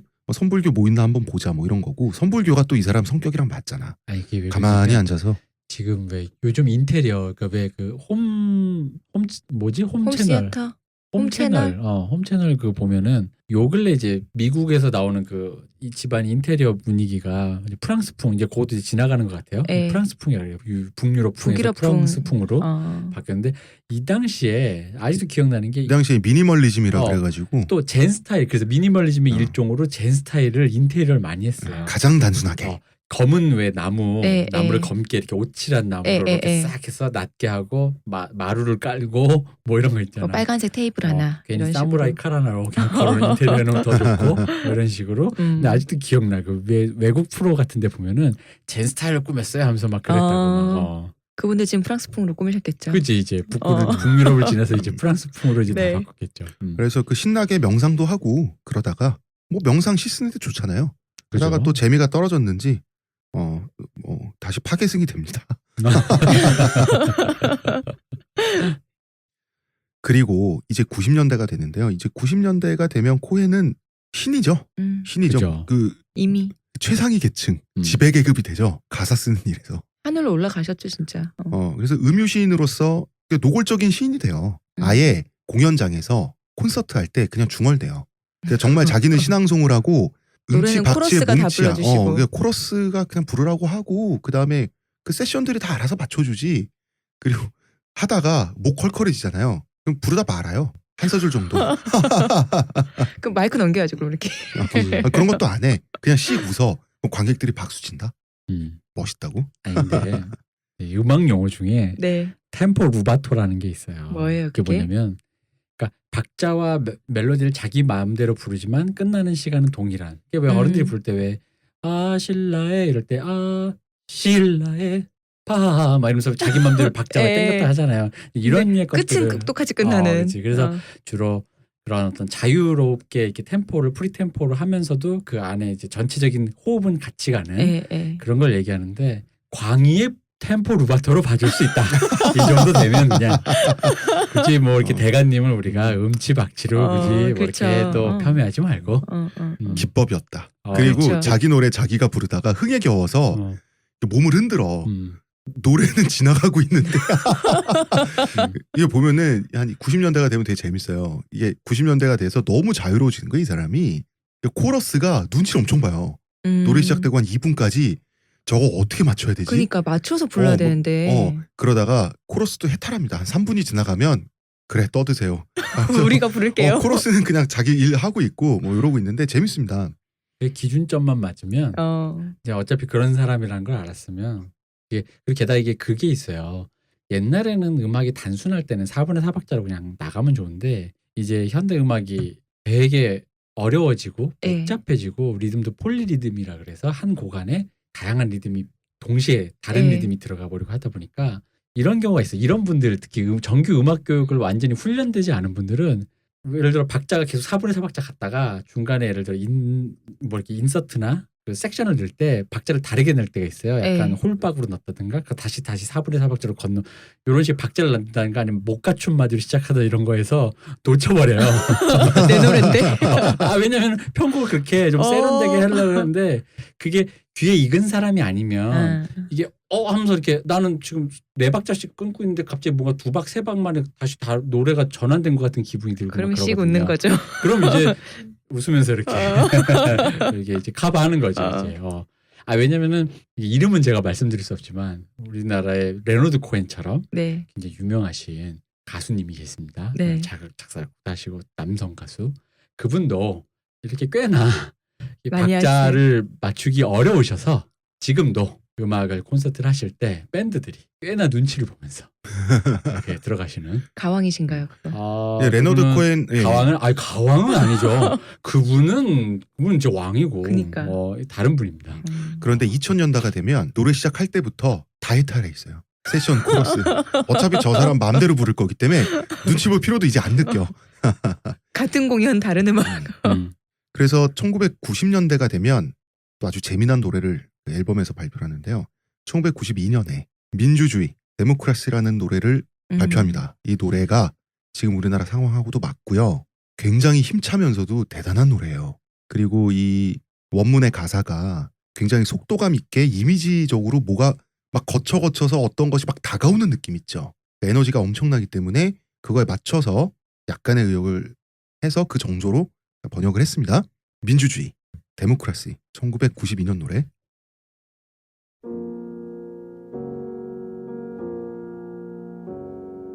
하늘에 뚫린 구멍으로 쏟아져 내려와 천안문 광장의 그 밤들을 지새고 현실에 존재하지 않는 것 같은 느낌으로 범죄와의 전쟁이 벌어지는 곳에서 요부의 노래에 실려 밤낮을 가리지 않고 노숙자와 동성애자를 불태우고 남은 죄를 휘날리며 민주주의가 미국에 강림하신다. 갈라진 벽 틈 사이로 밀려들어와 환상의 홍수처럼 넘치는 술잔에 떨어지네. 애써 이해한 척 해보지 않은 산상수훈의 비틀거리는 말귀로 부두에 내려앉은 어둠 속에서 겁없고 번쩍이고 성능 좋은 쉐보레 엔진을 달고 민주주의가 미국에 쳐들어온다.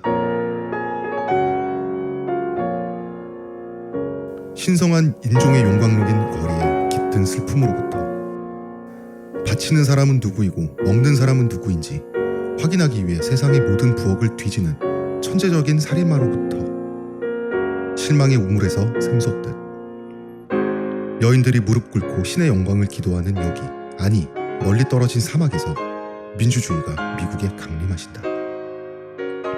항해하라, 항해하라. 오 국가라는 장엄한 함성이여. 필요의 해안을 향해 탐욕의 암초를 넘어 증오의 질풍노도를 거쳐 항해하라, 항해하라, 항해하라.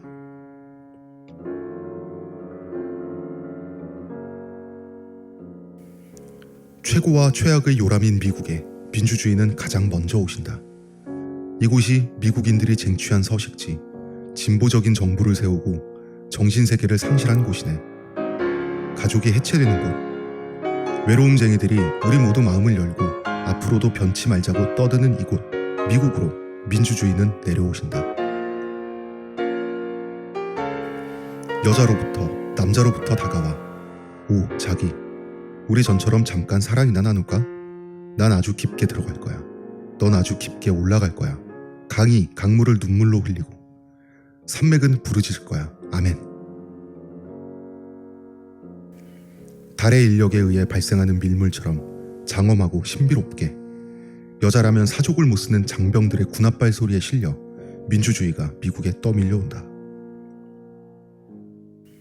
항해하라, 항해하라. 오 국가라는 전능한 함선이여. 필요의 해안을 향해 탐욕의 암초를 넘어 증오의 질풍노도를 거쳐 항해하라, 항해하라, 항해하라. 내 말이 무슨 뜻이냐고 묻는다면 글쎄 내가 좀 예민해. 저는 이 나라를 사랑합니다. 그런데 돌아가는 꼴은 못 봐주겠네. 난 좌파도 우파도 아니야. 그저 오늘 밤 집에서 꿈도 희망도 없는 TV 화면을 보다가 그 안에서 패배했을 뿐이야. 하지만 난 절대 썩지 않는 쓰레기 봉투처럼 고집불통이지. 인간 말종이지만 그래도 여태 야생화 꽃다발을 들고 있지. 민주주의가 미국에 왕림하신다네.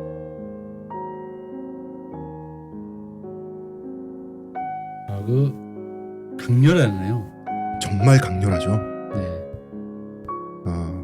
자, 근데 이게 아마 그 앞에 천안문 얘기가 나와서 그 강렬함을 아마 보고 이분도 이게 예민하신 예술가니까 충격을 받으셨을 거예요. 참고로 이 뮤직비디오를 보면 천안문 광장의 그 밤들을 지새고라고 하는 구절이 나올 때 네. 인디언들이 나옵니다. 죄송합니다. 아메리카 원주민들이 나옵니다. 네. 그러니까 학살을 통해서 그 인종 청소를 통해서 세워진 국가죠. 미국이. 지금 캐나다인으로서 미국에서 활동하는 캐나다인으로서 살아보니 미국이 경이로운 나라잖아요. 그리고 미국인들은 미국의 경이로움을 잘 알죠. 자부심도 있고 미국이 세계 표준이라고 생각하잖아요. 네. 그리고 그 중심은 미국식 민주주의죠. 음. 보아하니 그렇게 대단하다고 생각하는 그것에 대해서 내가 말해줄게라고 하는 그런 느낌이거든요. 캐나다 사람의 입장에서. 노래 얘기하기 전에 하나만 더. 마지막에서 두 번째 마지막 이 노래가 끝나면서 I'm junk. 나는 망가진 인간이지만 But I'm still holding up this little wild bouquet이라고 돼 있어요. 부케는 결혼식 그 부케예요. 꽃다발이죠. 꽃다발을 부케라고 하는데 부케라는 말 뜻에는 아첨이라는 말도 있습니다. 찬사, 아첨이라는 말도 있는데 그런데 와일드 부케니까 뭡니까? 와일드 부케니까 야생화 꽃다발이죠. 즉 보이는 대로 들판에서 들꽃을 꺾어가지고 대충 들고 있는 거예요. 그러니까 야생화 꽃다발을 들고 있다는 얘기는 아첨을 원하신다면 할 수도 있지만 대충 하는 거야. 어차피 나 미국에 대해서 좋은 말 해달라고, 미국식 민주주의에 대해서 좋은 말 해달라면 나는 소심한 사람이니까 해줄 준비는 돼 있지만 그거 어차피 뻥이야. 무릎 쳐서 절박이야. 라는 걸 이제 못을 박으면서 노래가 끝나는 겁니다. 그러고 나서 Democracy is coming to the USA. 민주주의가 미국에 왕림하신다네. 그러고 노래가 끝납니다. 아까 부캐 설명하신 건 왠지 외국의 스타들이 우리나라 올 때마다 듀오라이 김치 하는 느낌인데. 그런데 이 대충대충의 느낌을 그냥 부캐가 아니라 와일드 부캐라고 하면서 단어 하나로 이 모든 정조를 표현하는 거 보면 놀라워요. 정말 문학적이야. 이런 생각 누가 합니까? 아마 천안문이 전 세계 우리 세월호 때 되게 충격받았잖아요. 네. 천안문 사태 때 사태라고 표현해야 되는 건지 뭔지 잘 모르겠습니다만 진짜 이거는 천안문 사건이라고밖에 못해. 굉장히 충격받은 거거든요. 그러니까 아유 어르신. 예. 뭐 어느 정도냐면 이런 느낌인 거죠. 그러니까 우리 이런 얘기예요. 예를 들어 5.18이 지나고 60이 왔을 때 1987년 6월 네. 10일이 왔을 때 그때 과연 그 전두환 대통령이 폴포트나 그 당시 천안문처럼 네. 그런 상상력을 갖고 있었다면 왜 안 했지? 이 이런 생각. 어떻게 했을지 모른다라는 거지. 왜 안 했는지 아세요? 군부에서 반대했어요. 그 전두환을 신처럼 믿고 따르던 바로 그 1212 사태를 일으킨 그 군부 세력 있죠. 그 사람들조차, 그러니까 상상력의 스케일은 그 사람들이 적었던 거예요. 그 사람들조차 이건 아니라고 했어요. 근데 박정희 사실은, 때 차지철이 그 얘기했잖아. 그 유명한 워딩 있잖아요. 캄보디아에서는 200만, 300만을 죽였는데 뭐 안 될 게 뭐 있냐라는 식으로 했잖아요. 그러니까 이게 그 당시에 어떤 그 아직 전 세계가 완벽하게 민주주의가 안 되던 시절에 독자들의 상상력의 스케일이거든. 그리고 그게 실제 눈앞에 보여졌고 천안문이 또 쇼킹했던 게 이제 거의 최초일 거예요. 매스미디어로 보여졌단 말이에요. 그 참상이. 그리고 게다가 왜 천안문 앞에 그 사건이 일어나기 전에 젊은이들이 그 앞에서 이렇게 우리 광화문 것처럼 네. 모여 있었던 거죠. 아니 그 공산주의 혁명에 성공한 나라가 인민들을 탱크로 깔아버린다는 게 그래서 이게 며칠 동안 이제 그런 상태가 되니까 저기도 뭔가 희망찬 개뿔 그 다음날 뉴스 신문을 보는데 그게 실시간으로 그 이미지들이 이렇게 지금도 그 얘기를 하면 금기인 걸로 알고 있어요. 네. 그래서 아마 그게 그 특히 1세기에 살았던 그 예술가의 눈에는 굉장히 쇼킹한 사건이었겠죠. 그리고 마오쩌둥은 그 1세계 백인 사회의 지식인들 있죠. 지식인들 그리고 유명한 예술가들의 신이었어요. 그죠. 그런 그가 신 같은 존재였어요. 마오이즘이라고 했었죠. 예. 그래서 그거를 저희들이 알고 있는 수많은 예술가들이 다 그걸 추종했었어요. 특히 유럽의 68혁명 세대들이 68혁명 세대의 그 젊은 영화 감독으로 지금 장리 꼬다르라든가 네. 베르톨루치라든가 이런 감독들이 사회주의 사상에 경도되는데 그 중에서도 마오이즘에 유럽의 젊은이들이 데모를 할 때 마오쩌둥의 가르침에 이끌려서 데모를 한다라고 믿고 데모를 했을 정도니까 당시에. 그런데 탱크로 학생들을 깔아버린다? 이거는 그 정신 세계가 뒤집어지는 일이었거든요. 그 정도의 충격이었어요. 근데 정말 강렬하죠. 하늘에 뚫린 구멍으로부터 쏟아져 내려와. 그죠? 이거는 동양식으로 하는 천지개벽이죠. 그죠. 야, 그 느낌의 군합발 소리에 실려서 쉐보레 엔진처럼 부릉거리면서 정말 말 그대로 갖가지 이 사회의 악과 비극과 부조리를 휩쓸고 다 같이 휘몰아쳐서 그냥 이게 미국에 쳐들어온다는 거잖아요. 그리고 미국이란 나라가 어떤 나라인가?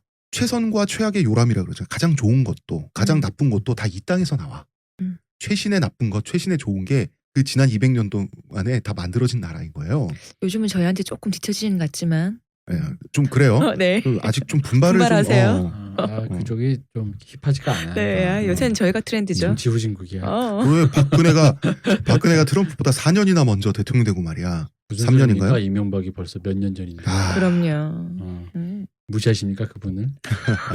자, 미국식 민주주의에 대해서 굉장히 강렬하게 투덜대고 있어요. 네. 그러나 민주주의 자체는 긍정하고 있어요, 사실. 이렇게 덜그덕대면서 세상이 조금씩 좋아지는 게 민주주의예요. 온갖 악이 있고 자본주의의 천박함이 있고요. 그렇죠. 그다음에 사실 그 장엄하다, 이게 번역이 안 돼서 제가 장엄하다라고 했는데 임페리얼이에요. 장엄하고 신비로운 군합발 소리. 근데 이게 임페리얼이에요. 장엄하다가. 그러니까 제국주의적인 느낌도 나죠. 네. 미국이 그 안의 세계는 민주적이고 평등하다라고 그게 미국적 표준이라고 미국식 민주주의라고 하지만 다른 나라들 특히 그 남미 국가나 중동 국가들을 대하는 방식은 제국주의죠. 이 느낌도 단어 하나하나에 그 많은 그 느낌을 암시를 하고 있는데요. 그렇지만 민주주의는 이 수많은 악을 품고 악행을 저지르면서 조금씩 세상을 나아지게는 하죠. 그런 면에서 민주주의는 미국의 하늘에서부터 바다로부터 군인들의 군합발 계속 오고 있어요. 이게 어떻게 보면 미국의 힘이기도 하고 민주주의의 힘이기도 해요. 우리의 저번 시간에 대표님 민주주의 원래 그 건물처럼 고쳐 쓰는 거라고 했잖아요. 그죠. 저는 그 느낌 났어요. 그러니까 이게 이 당시에 또 아마 비슷한 쪽으로 했었던 그 학자 중에 수잔 손택의 네. 아메리카에 대해서 뭐 그분은 뭐 독설로 치면 뭐 세계 최강이지 뭐 미국은 대량 학살을 위해 서 있다 뭐 이런 말로도 하셨는데 그분도 제가 지금 기억은 정확히 안 나요. 인 아메리칸가 어딘가의 책에서 자신이 이제 그 말년에 쓰신 건데 네. 그 암 투병하시나 그러면서 미국에 대한 그 애증의 글 같은 거 그러니까 미국이요 하면서 이렇게 쓴 글이 있어요. 이게 되게 비슷한 내용이야 이거랑. 그러니까 내가 사랑하고 내가 증오했던 그런 어떤 느낌으로 이 글을 썼는데 그리고 미국은 하나의 나라기도 하지만 하나의 문명이기도 하잖아요. 그러니까요. 그리고 그게 사실 미국이라는 게 미국인들에게 전유물이기도 하지만 미국이 뭔가 우리가 바라보는 현대 문명의 어떤 그 상징책이잖아요. 총체잖아, 마치 총체. 네. 중세로 치면 로마잖아. 로마가 네, 네. 단순히 이탈리아 역사라고만 할 수 할 순 없잖아요. 없죠. 그게 중세 유럽인 구대륙이 어떤 것인 것처럼 미국이 지금 현재 전 세계 문화의 어떤 그런 총체, 로마 같은 그런 거는 거지. 그런 의미에서 바라봤을 때 그리고 세계 어딘가에서 우리가 미국에서 지금 그런 걸 누리고 있는 1세기의 네. 그런 부유함을 이제 솔직히 80년대 90년대 미국 진짜 좋을 때잖아. 정말 좋을 때였죠. 물론 80년대 조금 안 좋았어요. 그럼에도 불구하고 딴 나라 훨씬 좋았지. 그 나아가고 있을 때니까 또. 그렇지만 세계 반대편 어딘가에선 그런 일이 벌어지고 있다라는 거. 근데 그걸 내가 또 텔레비전을 보고 있다라는 거 쇼킹하죠. 이 당시 이거가 충격적인 게 천안문과 함께 걸프전이었거든요. 전쟁을 중계로 보다니. 사람들이 쇼킹한 사건이 이거였거든. 쇼 비즈니스도 아니고 전쟁을 내가 이렇게 소비하다니. 그래서 아마 거기에 대해 느꼈던 어떻게 보면 이 날이서 근데 이분은 왜 나이가 젊었을 땐 사랑 노래 부르다가 나이 들어서 날이서 힘이 빠져서 그래. 사랑하기가 힘들어서 그래. 아 노래가 너무 멋있어요. 네. 이거 들으면 노래도 굉장히 힘차면서 냉소적이면서도 복합적인 게 다 들어가 있는데 정말 강렬해요. 근데 이미지 정말 강렬하죠. 맛이 있잖아요, 진짜 칼같이 막. 그 휘몰아치고 그 정말 이게 신의 계시처럼 어쩔 수 없는 숙명처럼 민주주의가 미국이라는 땅에 뚫린 하늘의 구멍으로부터 바다에서는 파도와 밀물처럼 밀려 들어오는 이 웅장함 있잖아요. 네. 대단하죠. 그런데 이분도 우리나라에 와서 악플러들을 좀 만났었어야 돼. 내 그럼- 다음 캐나다인 이런 거 있잖아. 내 다음 캐나다인 이거 끝이지 뭐. 내 다음 골초. 다음은 골초가 뭐야? 흡연충이죠. 내 다음 그리스 사람 이러면서 코엔은 흡연충 정도가 아닙니다. 흡연 대망입니다. 그야말로 그렇죠. 이러면서 이제 90년대를 지나고 저희가 이제 좀 쭉쭉 가야 될 것 같은데 저희가 2000년대 이제 21세기 네. 레너드 코엔 얘기를 하는데 아주 골 때리는 불행한 사건이 있었어요. 이분이 참 이분의 성격을 알 수 있는 사건이죠. 네. 전 재산을 잃는 사건이 있었는데 이게 정확하게 전 재산인지 아니면 그 전 재산 중에 많은 부분인지는 모르겠어요. 이게 이분의 계좌를 우리가 다 알 수는 없으니까. 그런데 한때 재산이 1억 5천밖에 남지 않았다고 하고 1억 5천이면 아니 그러니까 이렇게 성공한 사람이 서울에 아파트 한 채 값이 안 남았다는 거야. 전세도 얻을랑 말랑. 그치. 100억이 날라갔어요. 매니저에게 횡령당했어요. 저런. 예. 이게 자기 매니저를 많이 믿었어요. 이 매니저가 여성분인데 자기 명의의 신용카드까지 다 맡겼던 상태로 지내다가 뒤통수를 왜 맞았냐면 이 느낌이 묘하잖아. 느낌이 좀 이상해서 제가 이걸 좀 봤는데 매니저가 오랫동안 코엔을 흠모한 그림이에요. 이 그림이. 그러면서 그 코엔의 생활비서 역할도 해주는 그런 매니저 있죠. 흠모해서 돈을 빼돌렸나요? 코엔이 마음을 아주 오랫동안 안 받아줬고 종이 한 장 차이라니까. 그런 거예요? 그런 와중에 젊은 남자 애는 또 있었어요. 뭐야 그거.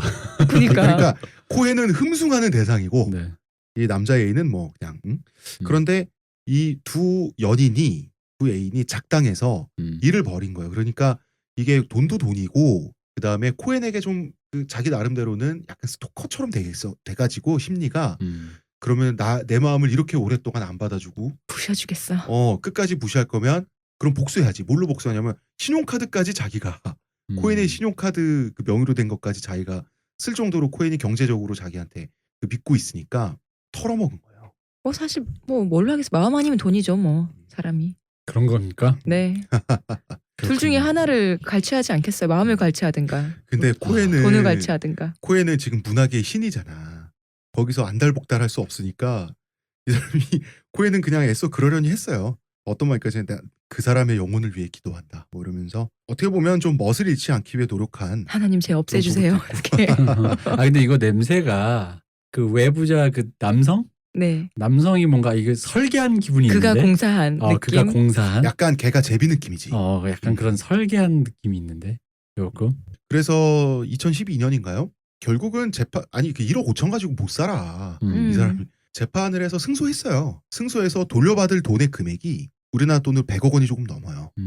100원이 조금 넘는데. 근데 뭐 솔직히 이거 뭐 안 내고 혹은 찔끔찔끔 주면서 배째면 되잖아. 그렇죠. 근데 한 번에 압류하고 이런 게 있겠죠. 그리고 재산을 한 계좌에 고이 모셔놨겠어요? 빼돌린 거를 다 해외에 여기 돌리고 저기 박아놓고 해놨지.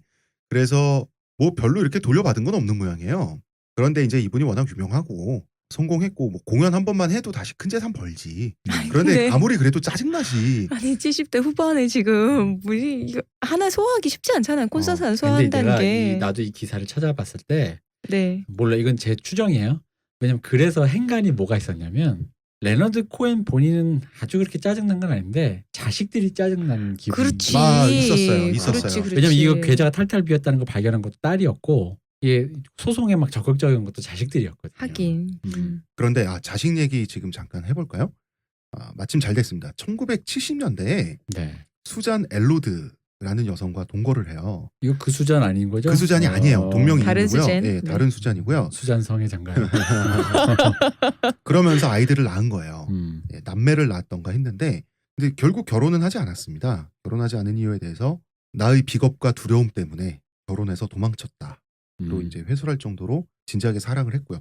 그런데 진정한 사랑, 진짜 그 마음속의 1번 타자는 메리앤이었어요. 그렇지만 또 이 사람하고도 사랑을 했고 여기서 나온 자식들입니다. 그래서 방금 말씀하신 자식들이 짜증났다고. 그래서 그 법적 그 추심권 있죠. 네. 승소한 그거를 자식들한테 승계했어요. 왜냐하면 이게 정식 결혼하지 않았기 때문에 그건 이제 따로 유서를 준비를 해야 되는데 그래서 제가 이걸 좀 보니까 100억 원을 다 돌려받기는 힘들죠. 그럼요. 돌려받기 힘들고 제가 봤을 때 자식이 지금 둘인가요? 제가 봤을 때 한 2-30억 정도 건지지 않을까. 그 변호사 비용 빼고 뭐 하면 대충 이제 100만 불씩 나눠 가질 것 같아요. 한국에 좋은 서비스가 있는데 떼인 돈 받아들입니다. 이것도 역시 한국이 선진국인가? 미국도 있겠지? 있겠죠. 있어요. 설마. 있겠죠. 그 차이나타운에서 한다 그래요. 차이나타운에서 중국인 갱들이 사마페들이 한다 그러는데 그렇게 떼인 돈을 잘 찾아준다고 그러겠죠. 합니다. 예. 아니 나는 아까 그 수잔 그분이랑 결혼을 하지 않고 자기 비겁함 얘기할 때 근데 마리앤는 사랑했다는 걸 보면서 그래도 이분이 그런 정도로 그 사랑이라는 거에 되게 고민을 많이 했구나라는 생각은 좀 들어요. 그러니까 본인도 이게 온전하지 않아, 그러니까 자기 마음에 100% 충전이 안 된 온전하지 않은 건데 이게 이 사람과 그럼에도 불구하고 나 너 사랑해라고 못 받고 이게 앞으로 영원히 하자라는 게 자기 마음에 뭐라 할까 이게 일종의 양심적 거부? 그런 거죠. 그러니까 양심적 병역 거부가 아니라 양심적 결혼 거부. 이게 뭔가 좀 얘한테도 미안하고 네. 나한테도 좀 이건 아닌 것 같다는 음, 생각에 그런 걸 했겠지. 그래서 아마 이분이 그런 의미로 고민을 많이 했겠구나. 특히 메리앤을 그렇게 평생 좋아했다면 다른 여성을 만나서 안 좋았던 건 아니겠지만 그래도 뭔가 덜컥덜컥 걸렸던 그런 느낌들. 뭐 하여튼 그렇습니다. 그래서 레너드 코엔이 짜증이 많이 났지만 생활고를 겪고 뭐 그 정도는 결코 아니었으니까 마음이 아파하실 필요는 없고요. 근데 그래서 그런지 그 이후로 공연을 많이 했어요. 앨범도 열심히 내고. 그게 왜 그러냐면 죽을 때가 돼서 그래요. 그래서 써뒀던 가사에 음악을 입히는 작업을 한 거예요. 잠깐만 그 말을 또 잘해야 돼. 그 느낌이 그 뉘앙스가 좀 이상하지 않아요? 갈 때가 되고. 그 왜 그러냐면 그 양반이 죽을 때가 돼서 그래. 약간 본인도 사실은 느끼고 있었어요. 음. 서서히 이제 암도 걸리고 암이 막 전이 되고 막 이러면서 아, 내가 오래 못 버티겠구나 이런 생각을 하면서 나중에 천천히 평생에 걸쳐서 곡으로 바꿔야지라고 했던 시들을 곡으로 바꾸는 작업을 열심히 하게 된 거죠. 그러다가 올해 2016년이 다가오는데요. 올해 코엔 마음속에 평생의 사랑이었던 그 메리앤이 백혈병으로 병상에 눕게 돼요. 메리언의 친구 하나가 7월 말에 메리언이 곧 죽게 생겼다고 코엔에게 연락을 합니다. 더 이상 가망이 없었던 상황이고요. 참고로 둘은 한 살 차이였습니다. 코엔이 한 살 많았죠. 코엔은 코엔대로 또 암투병 하고 있고 자기도 이제 끝을 느끼고 있는데 자기도 이제 죽음을 예감하고 있는 상태에서 메리앤에게 다음과 같은 편지를 써서 보냅니다. 참고로 제가 이제 이거 번역을 하는데 굉장히 즐거우면서 피로한 작업이었어요. 이게 글이 너무 고급지잖아요. 네, 가사가 그렇죠. 고급지고 이거를 뜻에 맞게 표현을 찾아서 어미를 바꿔가면서 한국어로 바꾸는 게 가사가 너무 좋다 보니까 제가 번역을 하는 과정이 즐거워요. 즐거운데 왜 그거 아시죠? 즐거워도 힘든 건 힘든 즐거우면서 거예요. 피로한 거 있죠. 어. 즐거우니까 더 꽂히고 또 사고 순서가 영어랑 한국어가 반대잖아. 언어학적으로 가장 끝에서 끝에 있는 두 언어인데 이 두 세계가 충돌하잖아 내 머릿속에서. 여기 치고 저기 치고 하면서 하다 보니까 제가 굉장히 많이 지쳤어요. 그때 제가 공복이었는데 공복이라는 사실을 몰랐어요. 그래서 다 끝내고 이 편지 번역은 이제 쉬면서 하자 이러고 저녁을 안 먹고 맥주를 한 3캔 정도 먹었어요 공복에. 밥을 드세요, 뭐야, 밥을. 밥을 먹어야지. 아니 까먹었어 밥 먹는 거. 내가 좀 피로해 있어가지고 그러다가 만취를 했어요. 원래 제가 주량이 소주 한 8병 막 이렇거든요. 자주 만취하시잖아요. 네. 근데 근데 맥주 3캔을 먹고 만취를 해서 이 편지를 보다 펑펑 울었어요. 만취를 해서 울었는지 제가 오열을 요새 했는데 힘드신가 봐. 모르겠어요. 제가 오열을 했어요. 뭘 입에 주먹 넣고 조인성만 하는 걸로 그거는. 어디지 그게? 조인성. 추건가? 아 조인성. 발리에서 생긴 일에서 음. 그건 조인성만 하는 걸로. 맞아. 읽어보겠습니다.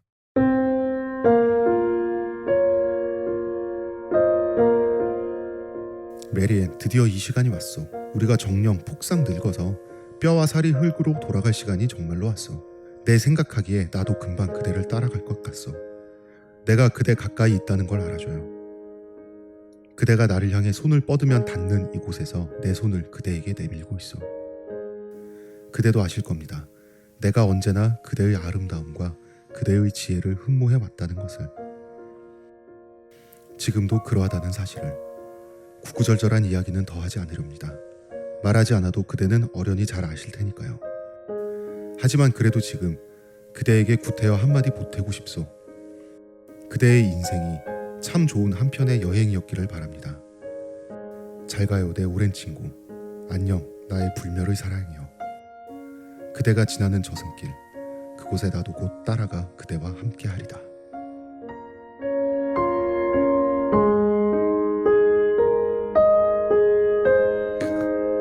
저는 이게 너무 좋잖아요. 이게 근데 한편으로는 좀 소름 끼쳐요. 뭐 소름 뭐 네. 어떤 의미로는 그럴 수 네. 있죠. 왜?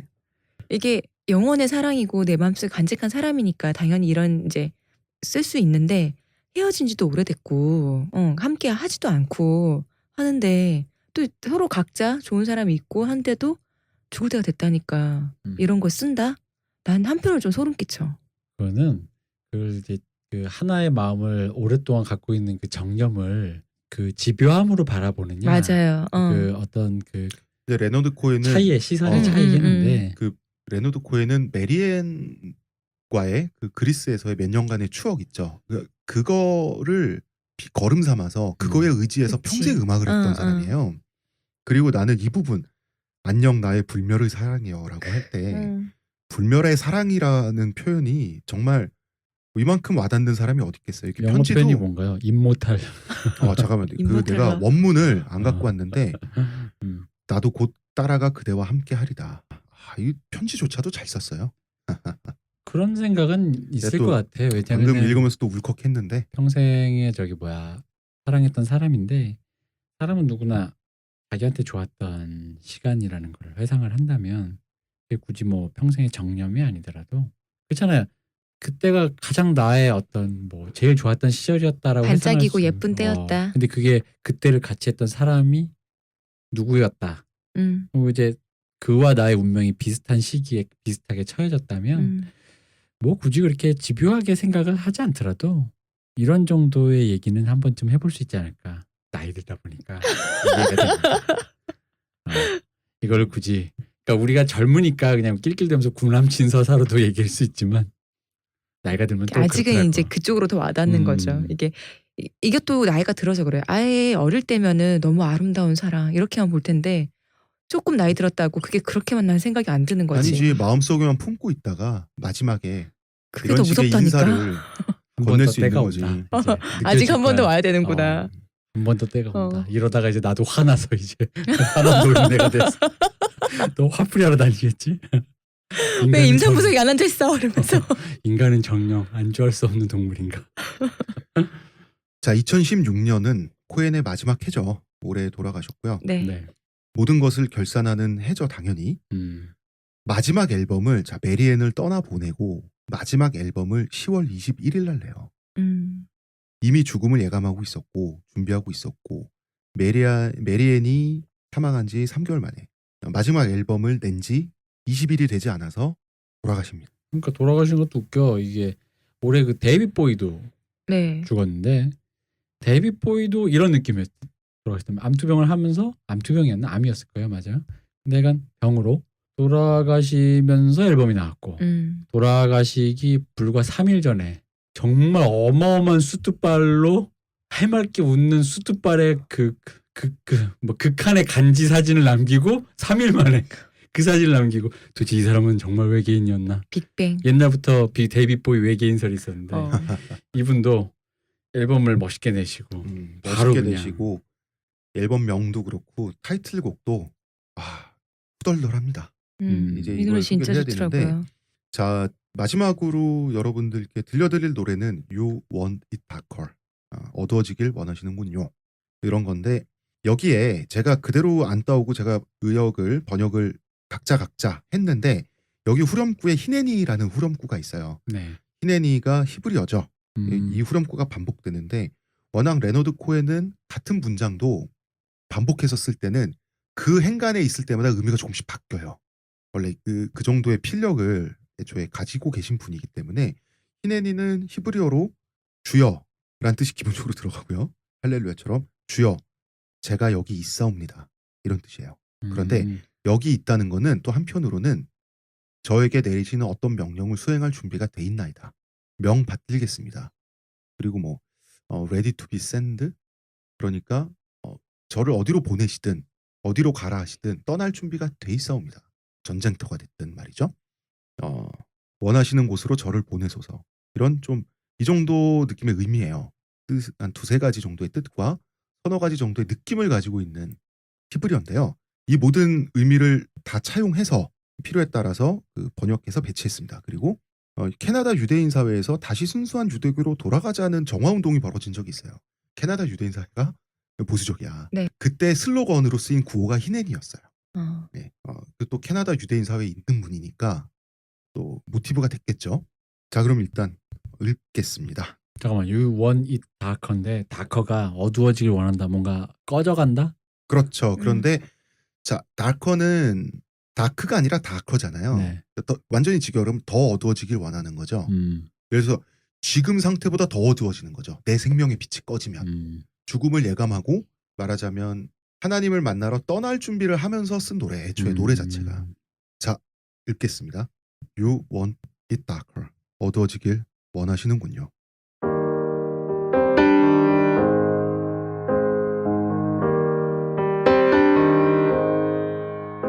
주님께서 저와 흥정을 하시겠다면 저는 그 판에 안 끼겠습니다. 치유하는 주님이시라면 그렇다면 마침 제 다리가 부러져 걸을 수가 없네요. 영광은 주님의 것. 그렇다면 제겐 수치밖에 남는 게 없는데 이제 어두워지길 원하시는군요. 원하는 대로 하시지요. 위대해지리라 축성받으리라 고로 신성한 이름이 되리라. 헐뜯기고 십자가에 못 박히리라 인간의 육신에 갇혀. 다가온 적 없는 사랑을 위해 켜진 100만 개의 촛불. 저를 데려가려 하시나이까? 제가 여기 있사옵니다. 여기서 기다리고 있사옵니다. 주여, 저는 준비되었나이다. 이야기마다 연인들이 살아 꿈틀대건만 결론은 거기서 거기죠. 헤어나올 수 없는 운명을 버티라 자장가를 불러주어도 삶의 모순이란 불평할 수밖에 없는 것. 하지만 경전에 쓰여 있답니다. 공허하기에 이루어질 수 없는 헛된 희망이라고. 이제 캄캄한 어둠을 명하시나이까 그리하십시다. 저희 죄과를 쭉 늘어놓으시는 건가요? 제가 왜 그래야만 했는지는 천사들만 알겠죠. 저 자신 나름 악마들과 싸워왔습니다. 중산층으로 태어나 잘 길들여진 그들을 죽이고 불구로 만들어도 되는 줄 저는 몰랐습니다. 그런데 이제와 저를 데려가신다고요? 그러하시다면 주여 데려가소서. 준비되었나이다. 위대해지리라 축성받으리라 고로 신성한 이름이 되리라. 하지만 헐뜯기고 십자가에 못 박히리라. 인간의 육신에 갇혀 찾아온 적 없는 사랑을 위해 켜진 100만 개의 촛불을 무적이 끄려 하신다면 그럽시다. 주님께서 저와 흥정을 하신다면 저는 판을 뒤엎겠습니다. 자비로운 주님이시라면 그렇다면 마침 제 다리가 부러져 걸을 수가 없네요. 영광은 주님의 것이고 제게 숫지밖에 남는 게 없는데 제 생명의 빛을 끄려 하시다니요. 주여 내 구주여 저를 데려가소서. 저는 준비되었나이다. 주여 여기 있사옵나이다. 데려가소서. 가져가소서.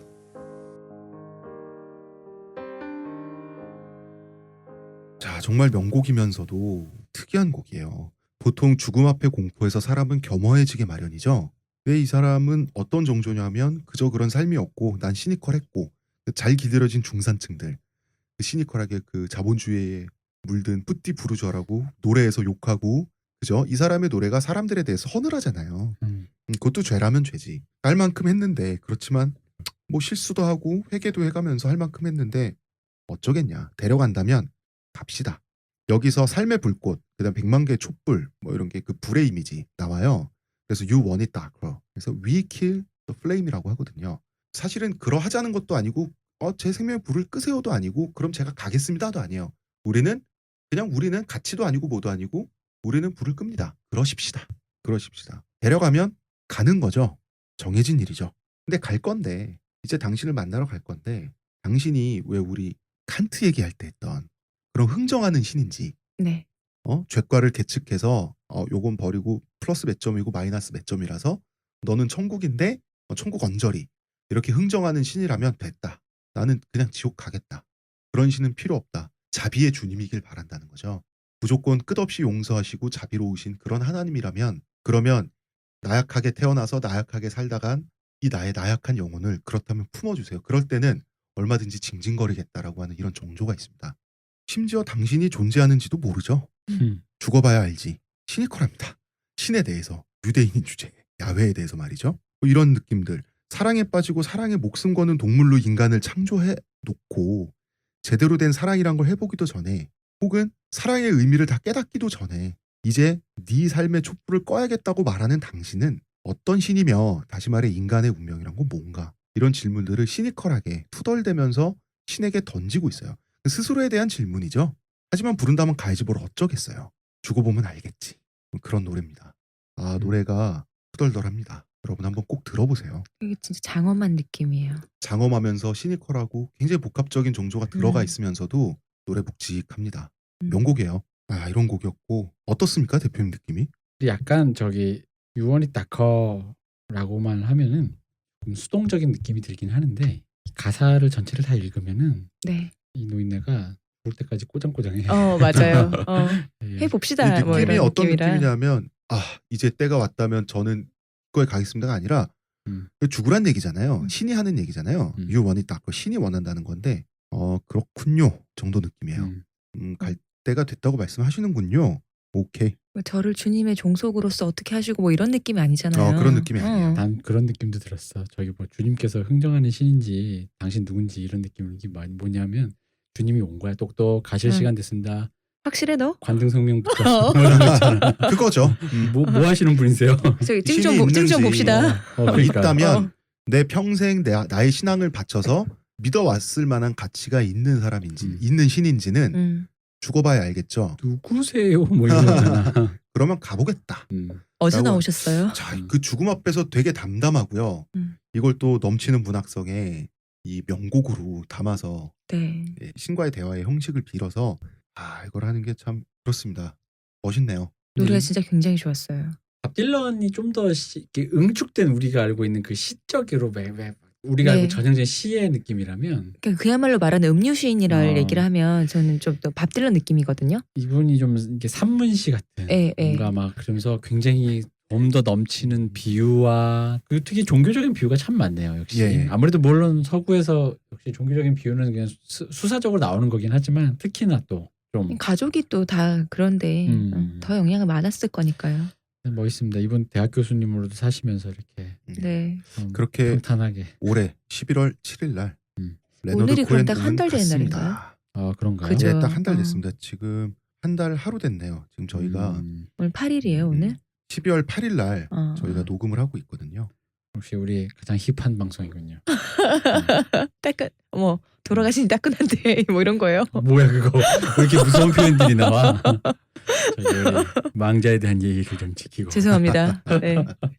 제가 경거망동했네요.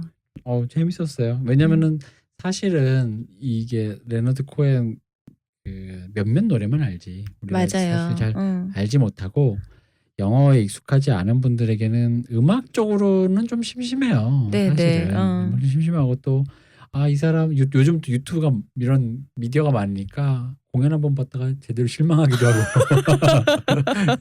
시익 웃기만 하고. 할아버지 왜 이래? 이러면서 그래서 조금 더 진지하게 음악성을 알기가 쉽지가 않아요. 왜냐하면 우리가 이제 아는 거 한국인- 이상의 예. 그 이상이 없어 잘. 한국인의 입장에선 가사가 이렇게 명시적일 수가 없어요. 저도 이제 이분에게 크게 관심이 없다가 이번에 이제 방송 준비하고 번역을 하면서 그 노래를 들어가면서 했는데 그 노래들이 정말 멋있어요. 의미가 전달이 되면 노래들이 보통 노래들은 아니거든요. 어쩜 자기 목소리에 이렇게 탁탁 맞는 이런 가사 노래. 아니라니까 프로듀스의 산물이니까 내가 봤을 때 라이브를 보면 생각이 확 깬다니까. 아니, 앨범만. 좀 역시 앨범만. 그러니까 낭만적이기도 해요. 이 모든 게 그 적막한 그리스 섬에서 두 연인이 기타 퉁퉁하면서 시작된 일이잖아요. 그렇죠. 시작된 여정이고 애초에 원래 욕망은 하나잖아. 시집이 안 팔려. 하는 수 없지. 호구지책을 뭘로 할까? 그러니까 그래가지고 뉴욕에 가가지고 야, 그거 진짜 대단합니다. 우리로 치면 상경해가지고 진짜 망원동 언저리에서 있다가 쇼미더머니 나가서 결국은 빌보드 1위를 먹은. 에이 그쵸. 그리고 인맥 운 좋았지 뭐. 자, 그 고등학교 때 대학교 때 어빙 레이턴 네. 그다음에 메리앤 만나서 음악 시작하고 주디 콜린스 그다음에 그 말씀하신 프로듀서? 누구죠? 프로듀서? 뭐 필 스펙터는 그냥 잠깐 지나가는 거지만 등등 해서 운도 좋았고 시기도 맞았고 사실 모르겠습니다. 레너드 코헨이 과연 어떤 성품의 사람이었는지는 우리는 알 수는 없죠. 음악을 통해서 유출을 하는 것인데 관조적이다. 결국은 이 사람이 세상에 대해서 회의적이지도 않고 그렇다고 막 긍정 에너지가 있는 사람도 아니에요. 관조라고 하는 게 그 모든 걸 다 갖고 아예 위에서 내려다보는 게 혹은 떨어져서 보는 거 그게 관조고 조감인데 관조의 정서가 예술에서 가장 높은 위치에 있다는 말들을 하잖아요. 그것을 보여주는 전형적인 예라고 봐요. 이런 분 같은 경우는. 딜런이랑 좀 다른 느낌이. 딜런이 솔직히 조금 더 약간 쎄하게 얘기하자면 원나잇을 하고 아침에 일어나 혼자 타임 온 남자 같은 느낌이거든요. 그러니까 자기 욕망이 있어서 자기 욕망이 자기가 한번 속아. 네. 그리고 속은 다음에 내가 왜 그랬지? 라고 하면서 그거를 되게 반성문을 쓰는 네. 그런 사람의 느낌이에요. 근데 레너드 코헨은 그런 밥 딜런을 보면서 쓰는 사람. 그치. 그러니까 야 저렇게도 사네라고 하면서 그렇게 관찰하는 사람 있잖아요. 그러니까 밥 딜런이 자기가 뛰어든다면 그래서 실제로 밥 딜런의 삶이 좀 그렇잖아요. 네. 왔다 갔다. 근데 이제 이분이 마지막에 뭐 남이 공사한 거 말고는 그 전반적으로 삶 자체가 그렇게 막 모나거나 예를 들어, 굴곡이 심하거나 여자들이랑 헤어져도 그 여자들이 밥 딜런처럼 무슨 이혼 소송을 하네. 뭐 너 죽네 마네가 아니라 네. 자기의 연인이었고. 천성이 시인이잖아요. 시인은 숨어서 관찰하는 사람이잖아요. 네. 이 사람 평생 그 작업을 수행해 왔던 거죠. 뭐 어떻게 보면 그런 거죠. 욕망을 지근거리에서 밥 딜런은 봤다면 레너드 코헨은 좀 더 떨어져 가지고 그 욕망을 하는 사람들을 또 보고 이렇게 그렇지. 있는. 좀 그런 느낌이 좀 있는 네. 것 같아요. 그리고 이제 뭐 듣는 사람 입장에서는 이 좀 더 느낌이 이렇게 좀 풀어서 얘기해 주는 느낌이라 좀 더 느낌이 있고 왜 문학성이라는 측면에서 그렇지 봤을 때 않습니다. 풀어서 얘기해 준 느낌 아니고요. 아, 그래요? 되게 함축적이에요. 되게 중의적이고. 그래? 나는 좀 네. 그런 느낌인데. 아니, 왜 그런 느낌이 밥 드는지 딜런에 아세요? 비해서 아니 똑같아요. 같은 음. 수준인데 왜 그런 느낌이 드시냐면 길어요 가사가. 그러니까 좀 가사의 그 운율이나 그런 것들이 이렇게 막 하나하나 막 오로롱 더 워치타워 같은 경우 예를 들어 제가 처음 들었을 때 노래가 좋아서 가사를 좀 번역해 볼까 하는데 너무 함축적인 거야. 막 이렇게 막 잘 모르겠어. 뭐 농부는 네. 뭐고 광대는 뭐야, 뭘 의미하는 거야, 뭐 이런데 대충 보다 보면 어떤 쪼가 느껴지는 건 있는데 이건 그거에 비해서는 조금 좀 더 친절하다. 좀 더 친절하다. 어. 그래서 좀 느끼기 좋고 솔직히 말하면 또 그런 거 있어. 난 솔직히 이건 좀 미안한데 밥 딜런이 목소리가 웃기잖아요. 노래만 해주세요 대표님. 아니야 나 이거 또 하우맨이 해줘. 저기 뭐야 디스 당했어 또. 야, 이거. 그런 게 있죠. 그러니까 밥 딜런의 목소리는 어, 비성이라고는 절대 봐줄 수가 없는 반면에 레너드 코엔은 노래는 가창력은 없었지만 목소리 자체 목소리 하나로 그럼요. 이 사람이 나이를 먹어가면서 점점 중저음이 되는데 그 중저음이 세계가 알아준 중저음이잖아. 너무 좋아요 진짜. 나 이렇게 느끼한 거 좋아해. 무드가 있다. 어. 이게 예술에서 참 중요한 게 무드인데 이분은 목소리 어쨌든 간에 자기 노래를 자기 무드로만 소화할 수 있고 솔직히 말하면 이분 시그니처잖아요. 이 다른 사람이 부르면 그게 잘 안 되잖아요. 안 돼요. 아까도 얘기했지만 본조비가 느끼만 해지지. 안 돼. 그 본조비가 부른 할렐루야 꼭 들어보세요. 재밌어요. 정말 노래는 잘한다니까. 여러분 먼저 본조비 버전을 들으시고 그 다음에 원곡을 들으셔야 됩니다. 왜냐하면 원곡을 듣고 본조비 버전을 듣는 순간 굉장히 그 노래가 가볍게 느껴집니다. 저는 그런 느낌입니다. 그거랑 비슷하게 마돈나 노래 중에서 유리스라고 있거든요.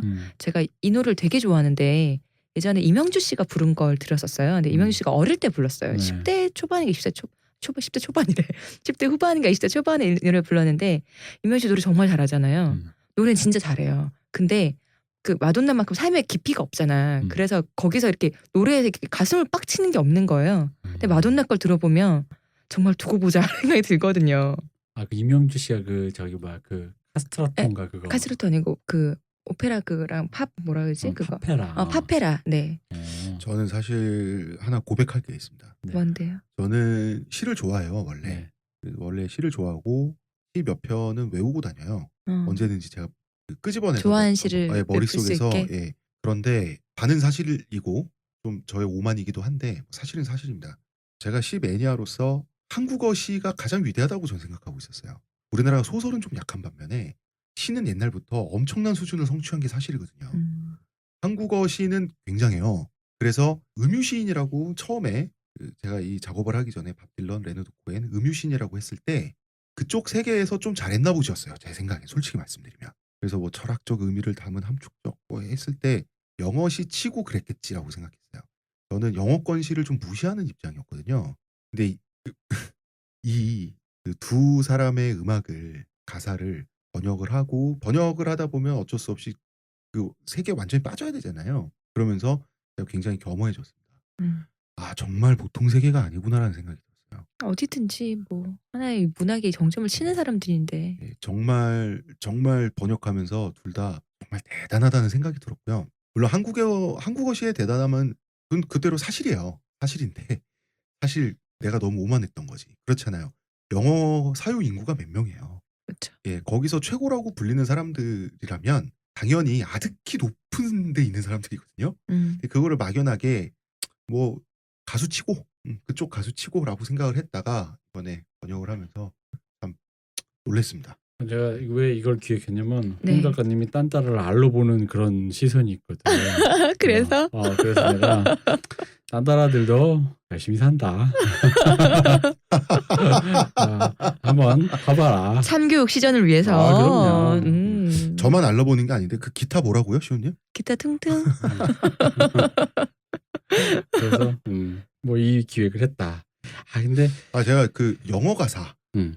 사실 두 분 다 시인들이잖아요. 그렇죠. 네. 그 영시의 아름다움이 여기까지 성취될 수 있구나. 그래서 전혀 그 반대편의 언어를 모국어로 갖고 있는 사람으로서 신선했고 놀랬고 번역하는 게 즐거웠고 또 한편으로는 피로했습니다. 진짜 고생하셨어요. 고생했습니다. 네, 괜한 걸 시켜가지고. 아니 좋았어요. 좋았어요. 아니, 그게 저희는. 괜한 게 아니라 왜 지치면서 즐거운 거 있잖아. 즐거우니까 여기서 못 놓고 왜 대표님 저번에 미적분 얘기할 때 그 경의를 느끼면서 사로잡혀 있는 거 있잖아. 힘들지만 더 하고 싶어.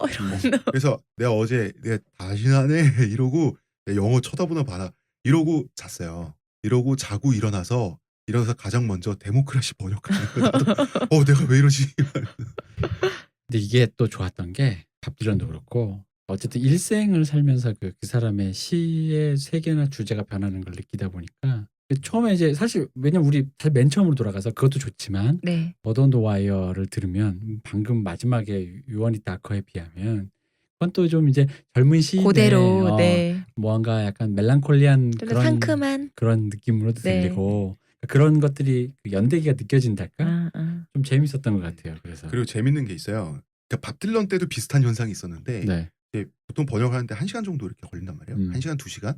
그러면은 그때 동안 계속 이제 플레이를 하면서 목소리를 들어야 이 사람 목소리 연기하는 분이니까 목소리를 들어야지 이제 그 정조를 담아서 번역을 할 거 아니에요. 그럼 되게 많이 듣게 된단 말이에요. 네. 나중에 지겹잖아요. 그러면은 뭔가 다른 사람 노래로 좀 기분 전환하고 싶어요. 그러면 그 노래가 어떤 노래를 틀든지 몹시 없어 보이는 거예요. 이 사람 가사가 너무 원숙하다 보니까 그런 후유증은 있었습니다. 밥 딜런 때도 똑같았어. 정말 쌍벽이 맞더라고 그 사람이. 이 가사가 의외로 그러니까 영어 가사가 아시겠지만 뭐 한국 가사도 그렇지만 그러니까 보편적인 대중가요 가사가 네. 좀 그렇잖아요. 되게 단순하고 네. 특히 또 영어는 단어가 제가 느끼기엔 제가 들어왔던 팝송을 기준으로 하면 단어들이 쉽고 관용구들이 많고 뭐 그래서 그냥 어떤 보편적인 정서를 소거. 너무 비유를 많이 하면 네. 근데 이제 막 이렇게 막 은유와 네. 막 넘치고 막 이분 또 거기다가 왜 음가를 따다다다 맞추는 게 아니라 거의 네. 읊잖아요. 네, 네. 그러다 보니까 뭐 운율이나 이런 거 왜 음에 맞춰서 딱 어떻게 뭐 이렇게 음을 딱 네, 이 맞추지 사람이 않고 정말 시인인 게 음악에 대해서는 좀 그 무관심한데 맞아. 방금 말씀하신 것처럼 그 문장들 단어들을 보면 문장 구조와 가군이죠. 가군. 그건 또 굉장히 신경 딱딱 써요. 맞춰서. 그러니까 공연장에 가는 사람들은 거의 대단하신. 이제 정말 사실은 좋아하시는 분들. 음악을 배경으로 하는 신앙송을 들으러 간다고 생각하시고 갔던 것 같아요. 진짜 왜 공연에 그 생전에 노래를 가셨던 분들은 읊조리듯이 나직하게 말하듯이 좀 그리고 좀 약간 단어를 툭툭 뱉듯이 말하잖아요. 근데 음악이 아닌 건 아니야. 네, 맞아요. 멋있어. 그리고 들어보세요. 발음 자체가 영어권 사람 그러니까 미국 영어 발음이 아니잖아요. 왜 그렇다고 영국 영어 쪽도 아니고 그런데도 단어를 하나하나 좀 이렇게 하나하나 좀 들리게 말하는 편이잖아요. 그냥 영어 그 자체 느낌이죠. 깨끗한. 너무 좋아요. 그래서 그렇게 조금 대중성과 고급성이 굉장히 좀 멋있는 방식으로 결합돼 있어요. 그래서 청취자 여러분들 좋은 즐기는 방송이 되셨길 바랍니다. 네. 여기까지 하고요. 의문의 그녀 시온님. 네. 의문의 그녀 시온님은 I'm Your Man이랑 댄스민 아니 저는 그게 사실 엔드 오브 러브라 그 불렀을 때 그거 그 얘기 할 때 네. 그 표정이 너무 그윽해가지고 끈적한 거 좋아하잖아요. 문화평론가 이동규 대표님. 네, 저는 데모크라시와 어두운 얘기 나올 때 초롱초롱해졌어요. 저는 그 Everybody Knows랑 그 You Want It Darker 이 노래가 제일 좋더라고요. 들었을 때. 저는 데모크라시가 가장 좋았어요. 노래가 굉장히 힘차고요. 정말 그 쾌도 낭만의 느낌이 나서 되게 좋았고 Bird on the Wire 네. 역시 저는 그 노래가 좋더라고요. 그래서 좋아하고 자, 고생했습니다. 고생하셨습니다. 대표님도 고생하셨습니다. 네, 수고하셨습니다. 네, 저는 작가 홍대선이었습니다. 감사합니다. 감사합니다.